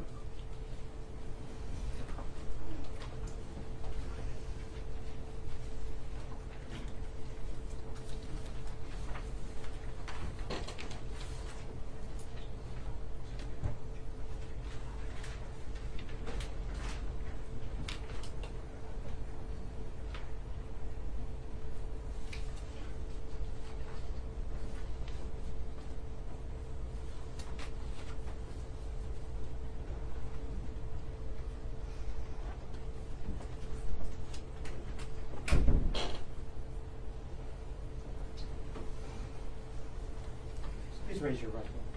Do you solemnly swear to tell the truth, the whole truth, and nothing but the truth, so help you God? I do. Thank you. Please state your name and spell your name for the record.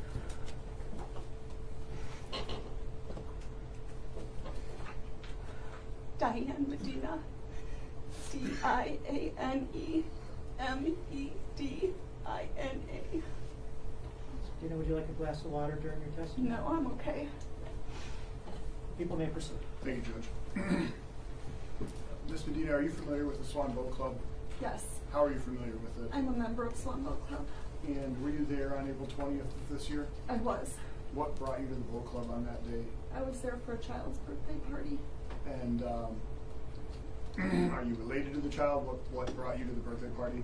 I know the mother of the child. Friends with the Just mom. a friend, yes. Okay. Do you know approximately what time you arrived at the birthday party? About 10 minutes to 1. And do you remember where you were prior to the crash? I was sitting at a table against the back wall where the car entered. And can you describe the situation prior to the crash? It was a beautiful party. I mean, the mother of the child did an amazing job and everybody was having a great time. It was just, any 3-year-old would have been happy to have that birthday party. Do you remember anything about the crash?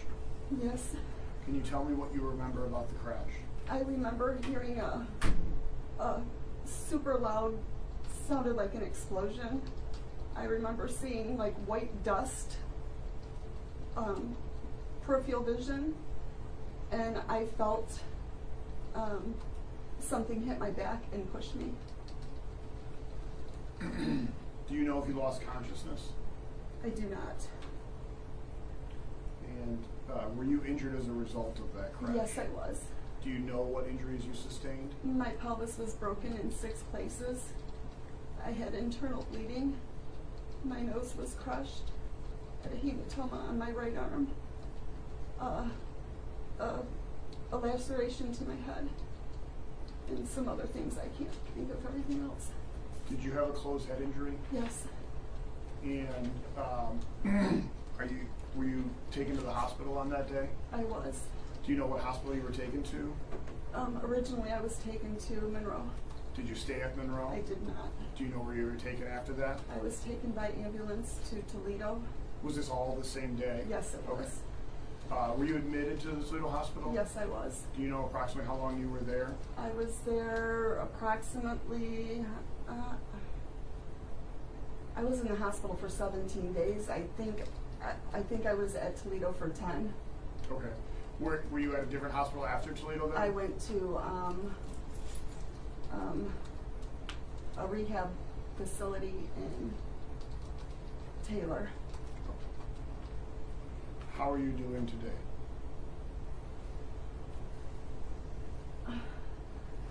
I've been better. Understandable. Are you able to walk? I can take steps with the help of a walker. Okay. Are you in any pain at the moment? Yes. Do you take pain medication? I do. Does it affect your ability to testify today? I didn't take it this morning. Okay.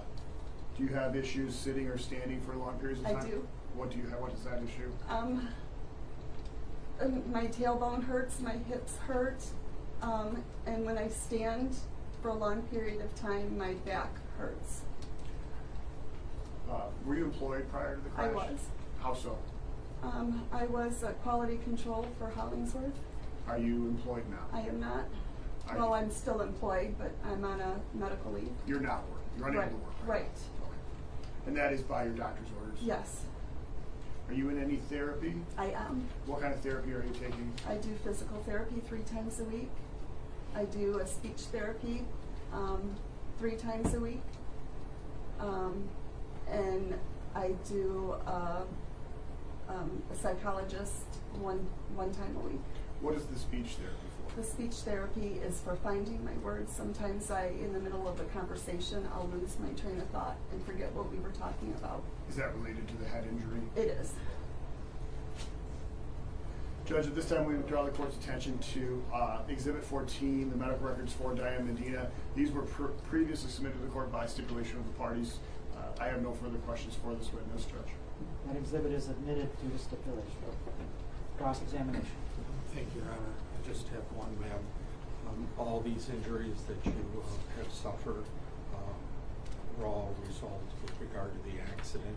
In other words, you didn't suffer from any of these prior to, is that No, correct? I did not. Thank you. I don't have any other questions, Your Honor. Any redirect from the people? No, nothing further, Judge. May this witness be excused. People excuse the witness, Judge. Yes, Your Honor. You are free to go. Thank you.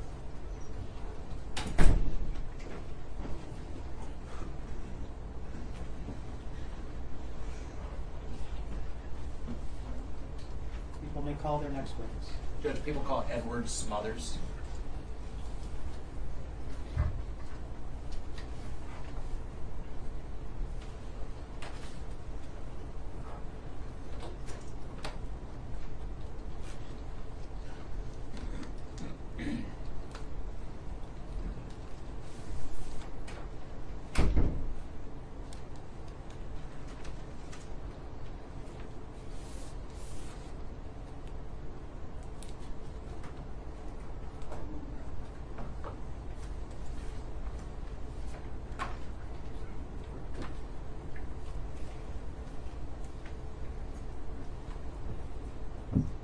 Please raise your right hand.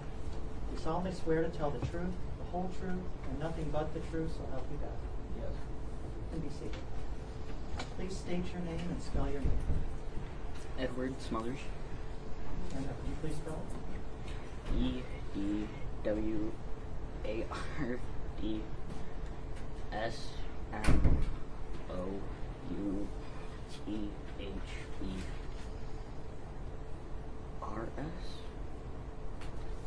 And how old are you? 14. And you understand the difference between a truth and a lie? Yeah. And if I was to say that my rope here was green, would that be a truth or a lie? Okay. The objection to qualifying him as a witness.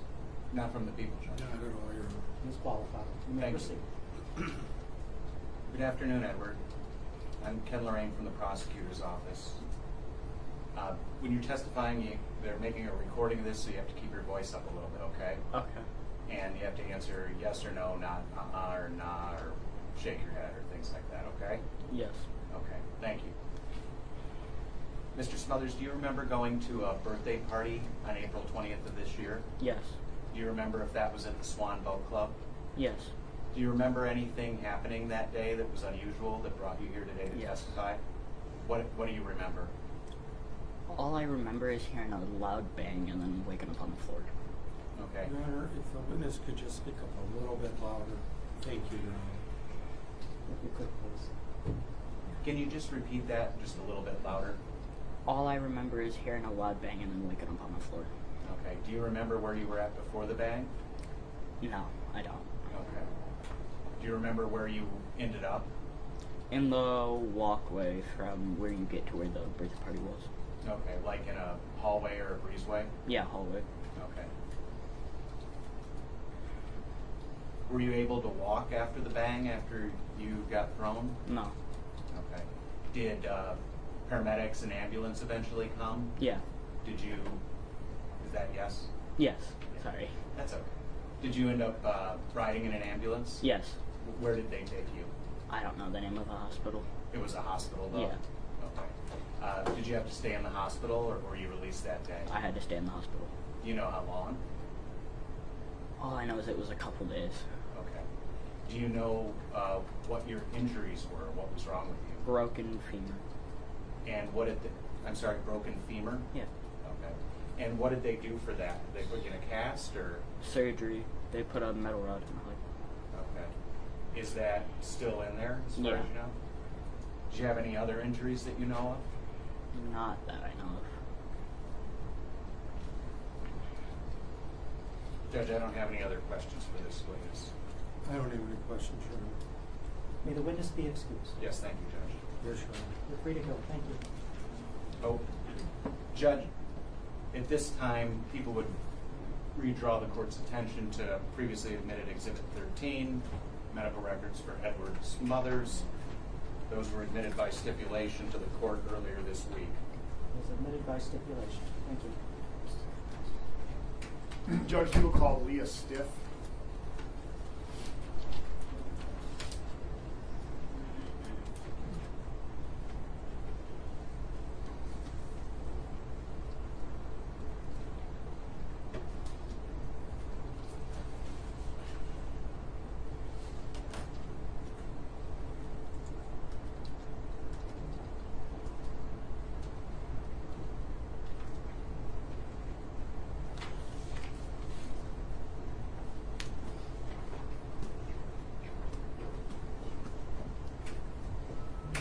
Please raise your right hand.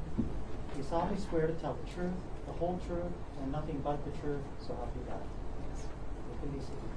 Now please state your name and spell your name. My name is Leah Stith, and that is spelled Liastith. Your last name? Stith, Stith. How old are you, Miss Stith? I'm 18 years old. Okay, thank you. You may proceed. Thank you, Judge. Leah, we're recording this today, so as best as you can, if you could speak up, I would appreciate that. Thank you. Are you familiar with Swan Boat Club? Absolutely. How are you familiar with the boat club? Me and my family, we've been going there for years and years. As members? Yeah, as members. Our boat's been there. And were you there on April 20th? Yep. And what brought you to the boat club on April 20th? It was my little cousin's birthday party. Do you know approximately what time you would have arrived? I would say around 2:30. And do you remember where you were just prior to the crash? I was at the buffet area just getting food for me and my little sister. You were standing then? Is that a yes? Yes. And what do you remember about the crash itself? It was very abrupt. It was pretty close to an explosion, what it seemed. And it was just chaos everywhere, and all you could hear was babies crying, everyone screaming. There's plenty of people injured. I actually could barely move at the time, so I wasn't able to look around too much, but once I was able to move, that's what I had seen. Were you injured in the crash? Pretty severely. And how were you injured, do you recall? I have 3 broken ribs, a punctured lung, a pretty severely broken sternum, and multiple hematomas. Did you receive any treatment on that day? Yes, I was rushed to the hospital. Do you know what hospital you were taken to? Corwell Health in Trent. And were you admitted to that hospital? Yep. Is that a yes? Yes. And did you stay there overnight? Yes. Did you stay there for multiple nights? Multiple nights. Do you know how many nights you stayed? I believe 2 nights and 3 days. How are you currently doing? It's definitely been a back and forth process. The healing is just now starting to really take effect, which it's been a lot longer than I would have liked, but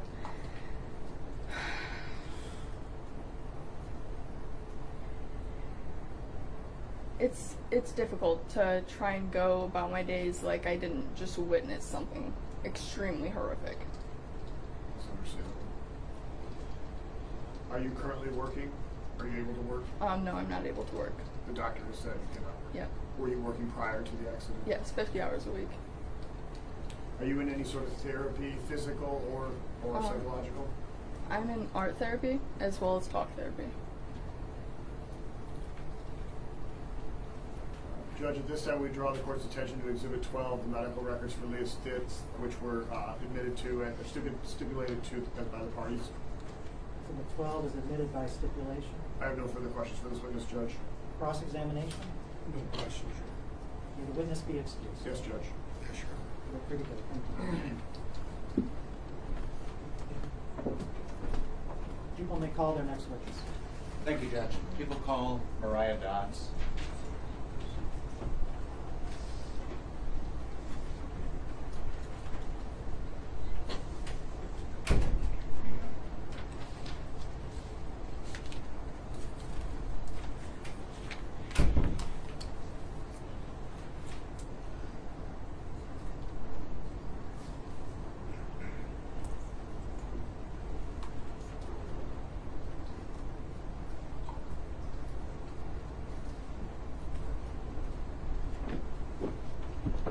Please raise your right hand. You solemnly swear to tell the truth, the whole truth, and nothing but the truth, so help you God. I do. You may be seated. Please state your name and spell your name for the record. Mariah Dodds, MariahDodds. You may proceed. Thank you, Judge. Afternoon, Ms. Dodds.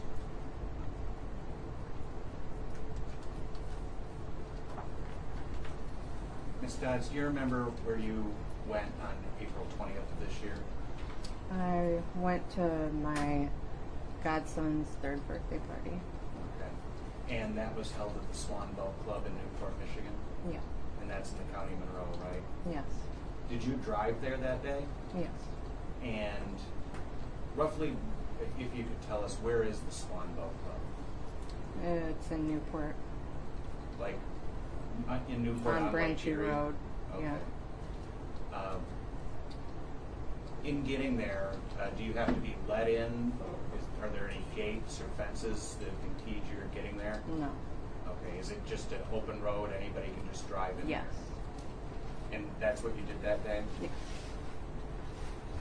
Who did you bring to the birthday party with you that day? Myself, my mother, my 3 children, Jaden, Alana, Zane, and my nephew, Edward.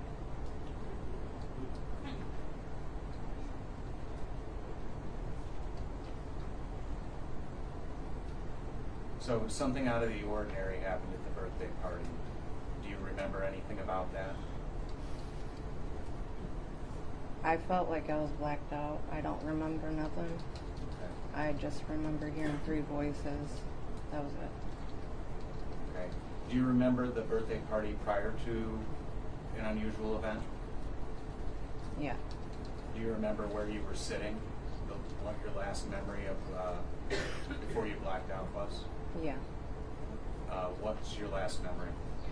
I was walking back to the table my children were sitting at as they were eating, and that was the last thing. Okay. You don't remember hearing a crash or a loud boom? No. Okay. You don't remember where you wound up after the crash? No. You said you remembered voices. Yeah. Is that all you remember from the scene of the crash? Yeah. Do you know whose voices they were? I believe they were my sister Raquel, my friend Tweety, and it may have been my niece Lily. Okay. So between those 3. What was the nature of those voices? How did they sound? They sounded long distance. And do you remember anything else from the scene that day? No.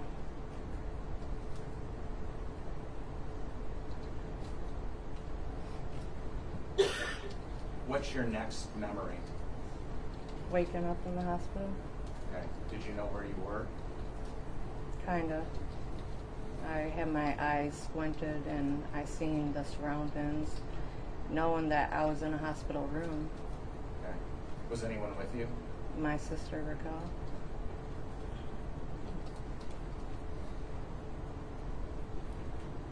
Do you know how long after the crash you initially woke up? No. Do you know how long you were in the hospital in total? My sister and my family members told me it was 4 days. Okay. 4 days. And you don't know how long you were out of consciousness? No. Did you receive any injuries as a result of the crash? Yes. What were those? I had 6 broken ribs, a collapsed lung. I was missing a tooth. I had mouth injuries. I had a cut on my chin. My lips had to be stitched back together. I had a hematoma. I had a broken shoulder blade. And I had a concussion.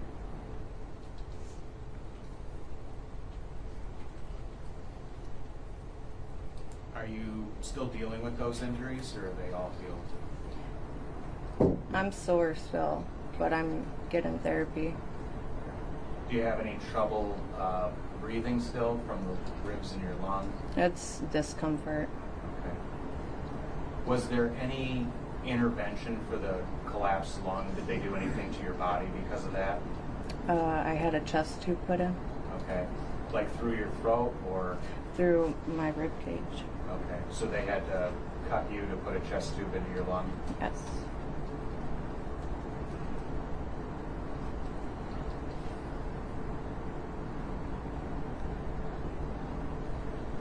Your son Jaden was with you at the party? Yes.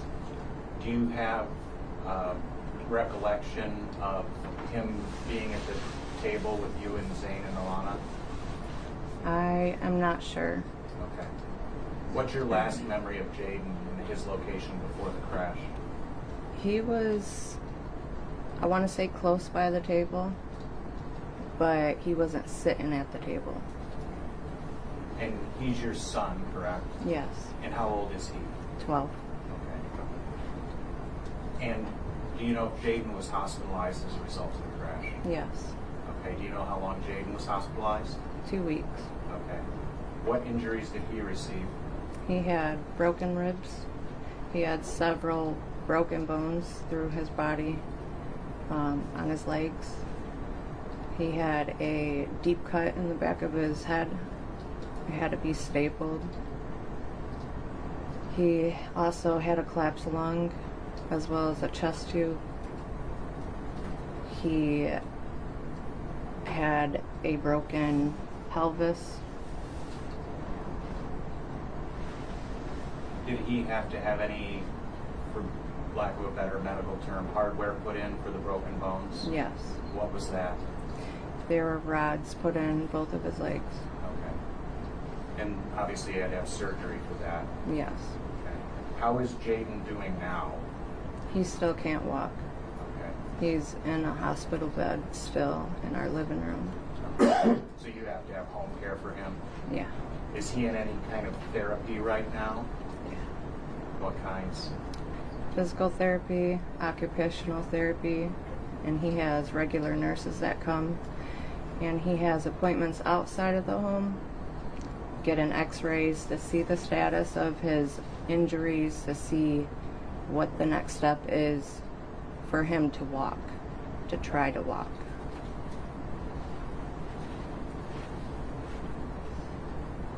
Judge, I don't have any further questions. Cross-examination. I don't have any questions, John. May the witness be excused. Yes, Judge. And Your Honor, at this time I call the court's attention to the stipulated exhibits. 15 medical records for Mariah Dodds and 16 medical records for Jaden Phillips that were previously admitted and submitted to the court through stipulation. That they're admitted through stipulation. Thank you, Judge.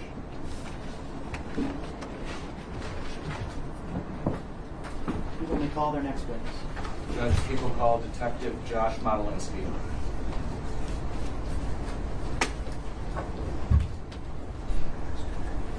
You solemnly swear to tell the truth, the whole truth, and nothing but the truth, so help you God. I do. You may be seated. Detective, please state and spell your name. Detective Josh Modelinsky, JoshMotyLinski. People may proceed. Thank you, Judge. Detective, It's redundant, but what is your job? I'm a detective with the Monroe County Sheriff's Office. Okay, how long have you been a detective? I've been a detective just over 2.5 years.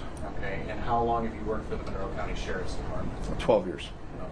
Okay. Did you have any other jobs in law enforcement prior to that? No. And you were so employed on April 20th of this year? Yes. And you're a certified police officer entitled to be a police officer in the state of Michigan? Yes. And you were at that time as well? Yes. What is your role in this investigation? I was the detective on call on April 20th. My supervisor, Detective Sergeant Hooper, called me a little after 3 o'clock and advised me of the situation at the Swan Boat Club and asked me to respond from my house in my unmarked patrol vehicle. Roughly where did you respond from? My house is located in Temperance, Michigan, right around the area of Lewis and Temperance Road. Okay. So, and then where's the Swan Boat Club located? It's up in Newport off of Branchard Road. Okay. To get to the boat club, did you face any physical impediments? The highway, which I typically get on at Luna Pier Road, it was closed off due to construction, so I went a different route. Went through the city of Monroe to Elm Street to North Dixie, out toward the boat club that way. Once you got out near the boat club into the neighborhoods that surround it, were there any fences or gates or anything that blocked your entry? No. The boat club is accessible to the public? Yes. Anyone can drive that? Yes. So you're the officer in charge of this case, is that correct? Correct. So once you arrive on the scene, what do you do first?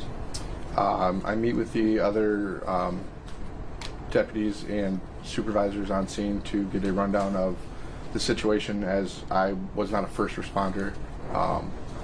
Got a baseline of what kind of happened, and then my job from there was to do the medical examination investigations of the 2 deceased children that were at the scene. And do you examine the scene as a whole? Correct. Yes. Okay. From your examination of the scene, are you able, as far as the named victims in this complaint are concerned, able to tell us where within the venue they were located? After the crash? After the crash. Yes, after the crash. Edward Smothers was in the breezeway between the boat club and the bar area of the pavilion, or the pavilion and the bar area of the actual boat club itself, that breezeway. Miss Dodds was also in the breezeway. She was pulled out from underneath a door that had come off the hinges going into the pavilion. And the other living victims, Miss Stiff, Miss Medina, and Mr. Phillips, where were they located? Mr. Phillips was located behind the bar in the pavilion, towards the front end of where the car had entered in the building and stopped at its location. Miss Medina was against the bar in the pavilion, probably on the ground in, I would approximate, the middle area of the bar. And then Miss Stith was also against the bar, farther away from Miss Medina in the car towards the end of the bar. You indicated a moment ago that you did the medical examiner investigation in this case. Correct. And what is a medical examiner investigation? Anytime somebody passes away of unnatural causes and a doctor won't sign a death certificate, one of our detectives who are trained to be a medical examiner investigator have to go out to make sure there's nothing suspicious, and basically examine bodies and do a scene overview for the coroner's office, so that when we send the bodies down to the coroner's office, the doctors that do the autopsies and such have a understanding of the scene and what happened, the situation why the person became deceased. Okay, so the idea of the investigation is to give a context to the medical exam. Correct. Correct. And that happens in both crime scenes and non-crime scenes. Correct. And this obviously was a crime scene. Correct. And you conducted a medical examiner investigation here. Is that correct? Correct. And what was the nature of that? What were your findings? I found there were 2 juvenile decedents that we shipped down to the coroner's office. After the coroner did their autopsies, I received reports back for both Zane and Alana. The cause of death for Zane. Well, just 1 second on that. Let's talk about your investigation first a little bit before we get to the results. Where, first as to Zane, where was he located in relationship to the crash? Where was he found? After the crash occurred, he was located pinned between the front driver's side tire and near the wall area where the car came to a rest. Okay. Was he still there when detectives and law enforcement arrived? He was not. Several civilians had lifted the car and pulled him out, and they took him out out of the pavilion where the vehicle entered onto the grass area where medical personnel arrived. Okay. As to Alana Phillips, where was she eventually located? Alana was located on the passenger side, front passenger side, near the tires, the front of the car. She was pinned up against the wall, the door frame, for the pavilion to the walkway. Okay. And unfortunately, both Zane and Alana were deceased at the scene. Correct.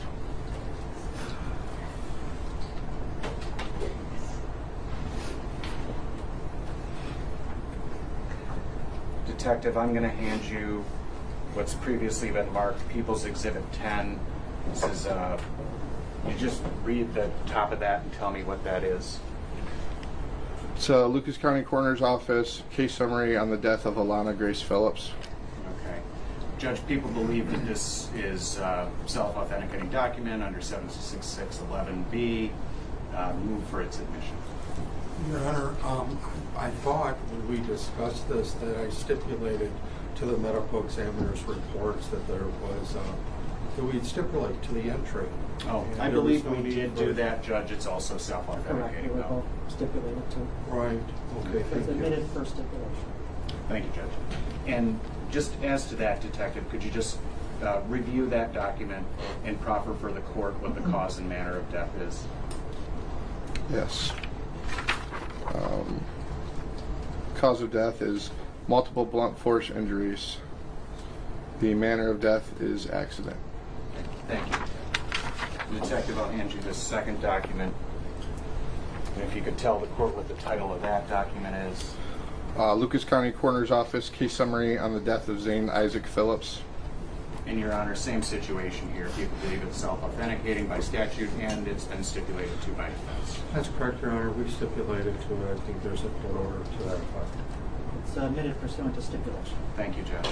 And Detective, same thing here. If you could just review that briefly and proffer for the court what the manner and cause of death in this case is. Cause of death, multiple blunt force trauma, and in parentheses it says second dash minutes. The manner of death, accident. Thank you, Detective. Judge, I don't have any further questions for the detective. You may proceed. Thank you, Judge. Officer, you said the autopsy reports that you just read that the manner of death was accidental. Am I correct? That's what the coroner's office ruled. The manner of death is yes.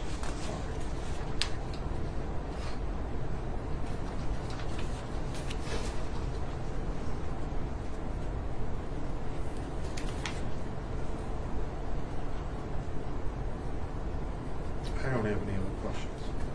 Any redirect? No redirect, Judge. You may stand up. Thanks, sir. People may call their next witness. Judge, at this time, people have no further evidence to present. Do the people rest? People do. Any witnesses for the defense? No, Your Honor. Does the defense rest? Defense rests. You may proceed with motion and argument. Judge, people move to bind over on all 9 counts in the amended complaint. Your Honor, people believe they've establish date, venue, and the identification of the defendant. Throughout the course of this exam, the court had an opportunity to view body-worn cameras from Sergeant Bomia and Deputy Karina. In both of those body-worn camera videos, the defendant acknowledges her operation of the vehicle at the time of the crash. People's exhibits from the Michigan State Police Crime Lab indicate an intoxication level of 0.18 blood alcohol. Those lab reports were statutorily admitted. The people also submitted a second lab report that indicates a finding of gabapentin in the defendant's blood at the time of the crash. The ME reports, the medical examiner reports that were just admitted, established the cause and manner of death as to the decedents, Zane and Alana Phillips. Both died as a result of multiple blunt force traumas as a result of a car collision. People believe that the medical records entered and the testimony of the live victims here today establish a serious impairment of body function sufficient to show probable cause for counts 5 through 9. That's taking from MCL 257.58C. People believe that the broken bones, punctured lungs, major bone breaks, loss of consciousness, kind of established by all the victims, qualify as a serious impairment of body function under the statute and meet that element. The medical records, medical examiner's reports, videos, defendant's admissions, and the victim's testimony illustrate that the deaths and injuries in this incident were a direct result of the defendant's operation of the motor vehicle. Defendant's operation was the factual and the proximate cause of the deaths and injuries in this case. People believe there's ample evidence to support a probable cause finding of that conclusion. People believe that that establishes probable cause on counts 3 through 9. As to counts 1 and 2, other than the proofs previously noted, the people established probable cause that victims Zane and Alana died as a result of defendant's actions. People have established probable cause for the court to find that the defendant knowingly created a very high risk of death or great bodily harm, knowing that death or such harm would be the likely result of her actions. To that end, Judge, evidence presented today shows that defendant possessed a BAC of 0.18, the legal limit in the state of Michigan being 0.08 for an OWI charge and 0.17 for a high BAC OWI charge, over both of those limits. The defendant acknowledged in her interview with Deputy Karina that she should not have been driving. In People v. Gecki, Judge, 457 Mich. 442, 1998, the Supreme Court found that both of these factors can be considered by a finder of fact to support a second-degree murder charge in a traffic or drunk driving case. Further, Judge, evidence was presented that the defendant operated her vehicle at an excessive speed, that being nearly 45 miles an hour through a parking lot or a private drive, where at best the speed limit is 25 miles an hour. Excessive speed was held to be a factor to support that the defendant created a high risk of death or great bodily harm in People v. Aldridge. That's 246 Mishap 101, 2001 case. Further, Judge, defendant left the scene of a property damage accident right in front of her house. That's by backing into her neighbor's truck in front of her driveway. That's the video that the court saw provided by Detective Hoover. In the unreported case, Judge, of People v. Del Piano, a 2012 case by the Michigan Court of Appeals that can be found at Westlaw 304-6157, found this to be a factor supporting second-degree murder charge in an OWI incident. And finally, Judge, the Gecki case notes that in cases of this nature, in order to sustain the intent element for second-degree murder, the incident should have an overall egregiousness quality. Here, people point out that the defendant's BAC was not only twice the legal limit, but she also had gabapentin in her system. She acknowledged to Deputy Karina that she was intoxicated. She scored herself a 7 out of 10 for intoxication. Further, the defendant left her home in her condition, knowing that she was traveling to a small child's birthday party. The defendant was aware that there would be small children at the boat club that day, maybe not just inside, but maybe also in the parking lot. This was not an ordinary drunk driving crash, Judge. The defendant did not run a red light and strike a car going in the opposite direction. She did not fail to stop in an assured clear distance and rear end someone. She drove her car at almost 45 miles an hour through a building where dozens of people, many of them small children, were having a birthday party. People believe that those factors satisfy the overly egregious quality cited by the Supreme Court in Gecki. For that reason, people ask that the court bind over on all 9 counts. Thank you. Argument from the defense. Thank you, Your Honor. I think it's unquestioned or substantiated that my client suffered from neuropathy and seizures, that she had a history of it. There was nothing to prove otherwise. The officer testified he received through a subpoena the medicals. They're asking for second-degree murder.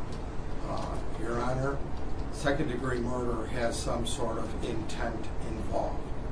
There's been absolutely no intent proven through any of the evidence, stipulated or otherwise. It's either that intends to kill the victim or cause severe harm, and not with premeditation. The statute right on point. So there was no intent by my client whatsoever.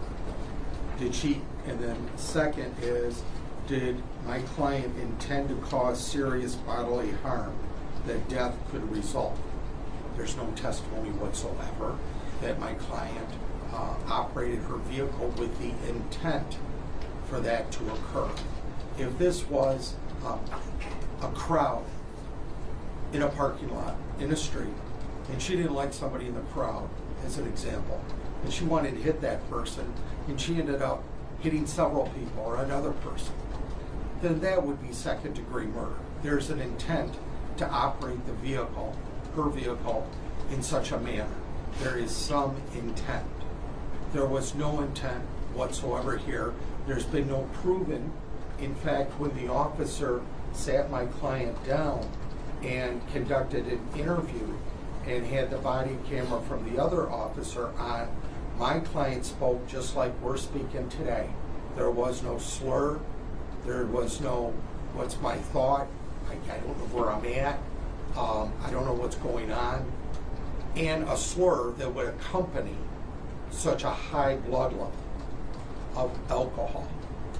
And so I proposed to the court that had the blood sample result properly been, and I understand, Judge, when I say properly, I don't mean to draw anything to the court. The court followed the statute, that the results are self-admission, are authenticating. But if the person that did the draw was here, if the person that did the testing was here, I don't think it would be proper of the .18 or what's been openly thrown about in the courtroom. I asked the officer, was there a seal? And the officer says at first, several times, I don't know. Well, of course there's got to be a seal on these.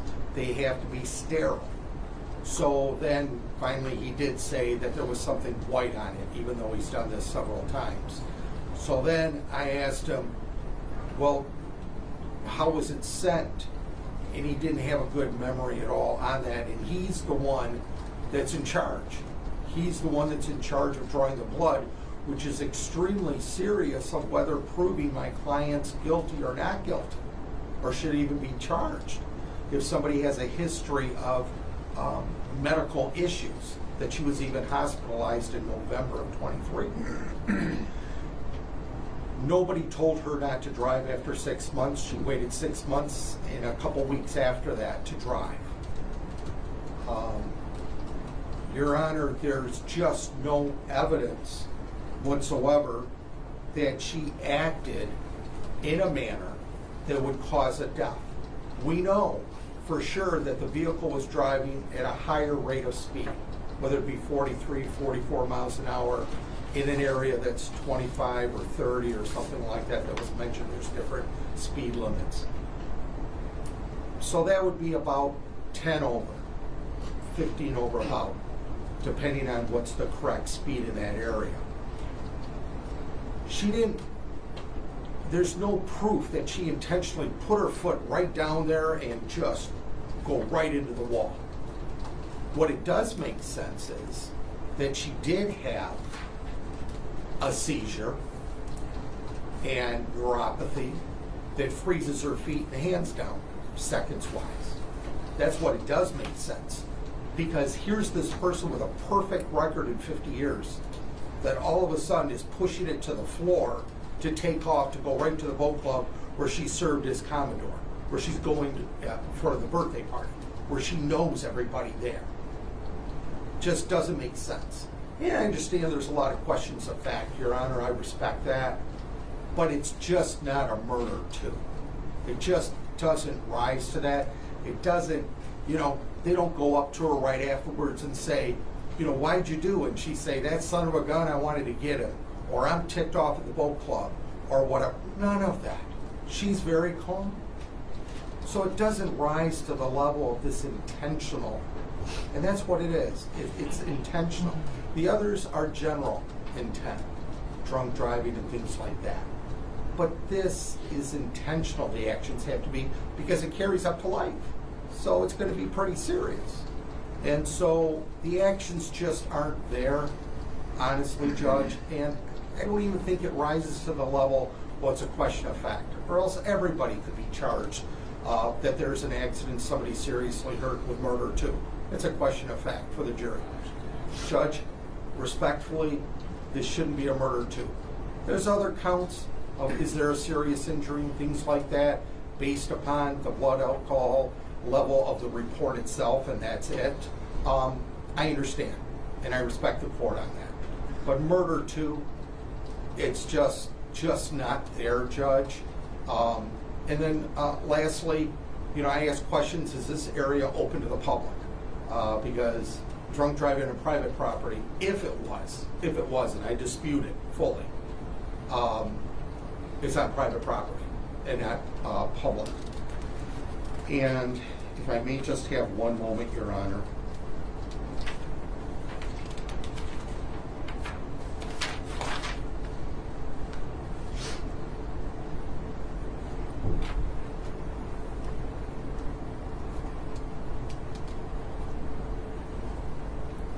The police executed the search warrant and found that she had consumed, according to her testimony, 1 glass of wine.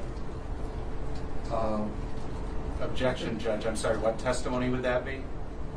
I believe you're stating facts, not in evidence. Okay, I thought that she had said that she had a glass of wine, and I apologize. I thought that was said. The court would know if it was, and it wasn't. But it's in the report somewhere, but I understand it's not before the court. So they're interviewing her, Your Honor, after she had just gone through a wall at 44 miles an hour. Now they're interviewing her, and they're asking her questions. I don't know if any of us would be in the right state of mind after we just went through a wall with our car at 40 miles an hour. So they're interviewing her, Judge, and they're asking, do you feel you could operate a motor vehicle? Well, of course she said no. I can't operate a motor vehicle. She just was in a collision 15 minutes prior, 20 minutes prior. Then they ask her, you know, alcohol or whatever wise, you know, 1 out of 10, where do you put yourself? She doesn't even, just imagine of going through a wall and then 20 minutes later somebody say, how do you feel? Okay, so I don't know about her having her faculties, and I understand that could be a question of fact, certainly, Your Honor. But the murder, too, we just really argue strenuously that it just doesn't exist with regard to this record. Thank you. Nothing further. Any rebuttal argument from the group? I know the court knows this, but I just draw the court to the third state of mind available in murder 2, which is a defendant knowingly created a very high risk of death or great bodily harm, knowing that death or such harm would be the likely result of their actions. In the operative word, if I may. The people get the. Oh, I'm sorry. they have the verb. I was going to say knowingly. Right, this is a preliminary examination. The standard of proof is probable cause. I've heard the testimony presented by the people. I've reviewed the exhibits, seen the video. It has, this evidence has been uncontroverted today by the defense. As to count 1 and count 2, homicide, murder in the second degree, the evidence has established by probable cause that both of the victims named in the complaint died an unnatural death due to the crash caused by the defendant. The question then becomes intent. Under common law and under Michigan law, you do not need to intend to kill someone to be convicted of second-degree murder. It can be done with depraved indifference to human life or with depraved heart. And Michigan is defined as knowingly creating a very high risk of death or great bodily harm, knowing that that death or harm would be likely result of her actions. In this case, the defendant was operating her vehicle with a blood alcohol level of 0.18, as admitted today. She was driving at a high rate of speed, almost 45 miles an hour in a 25 mile an hour area. She did this after she crashed into another vehicle, as the video showed.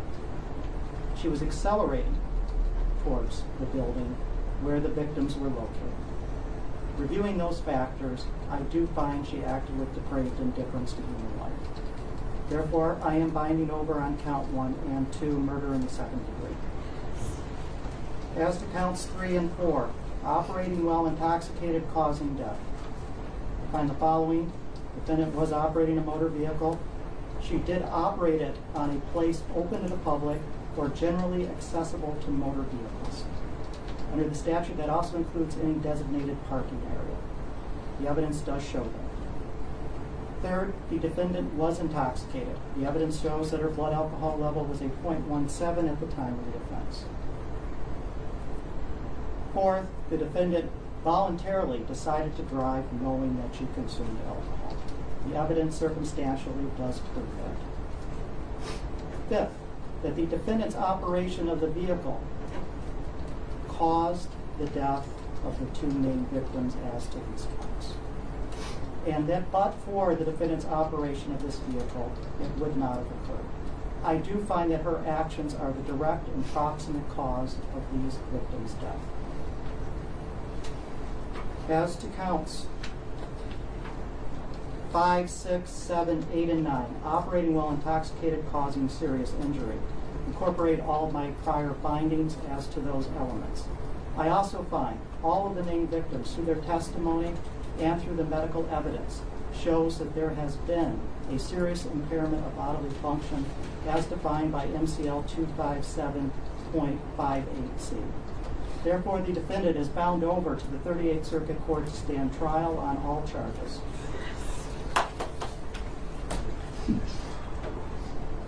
Would you like an arraignment on July the 5th or July the 12th? I'm sorry, Your Honors. You said July 5th, or what date? Or the 12th, it'll be at 9 a.m. July 12th at 9 a.m. That sounds good. And it will be arraigned in the 38th Circuit Court on July the 12th at 9 a.m. Anything else to address at this time? Not from the people. Thank you, Judge. Not, Your Honor. Court is adjourned. All rise. Court's in recess. You may be seated.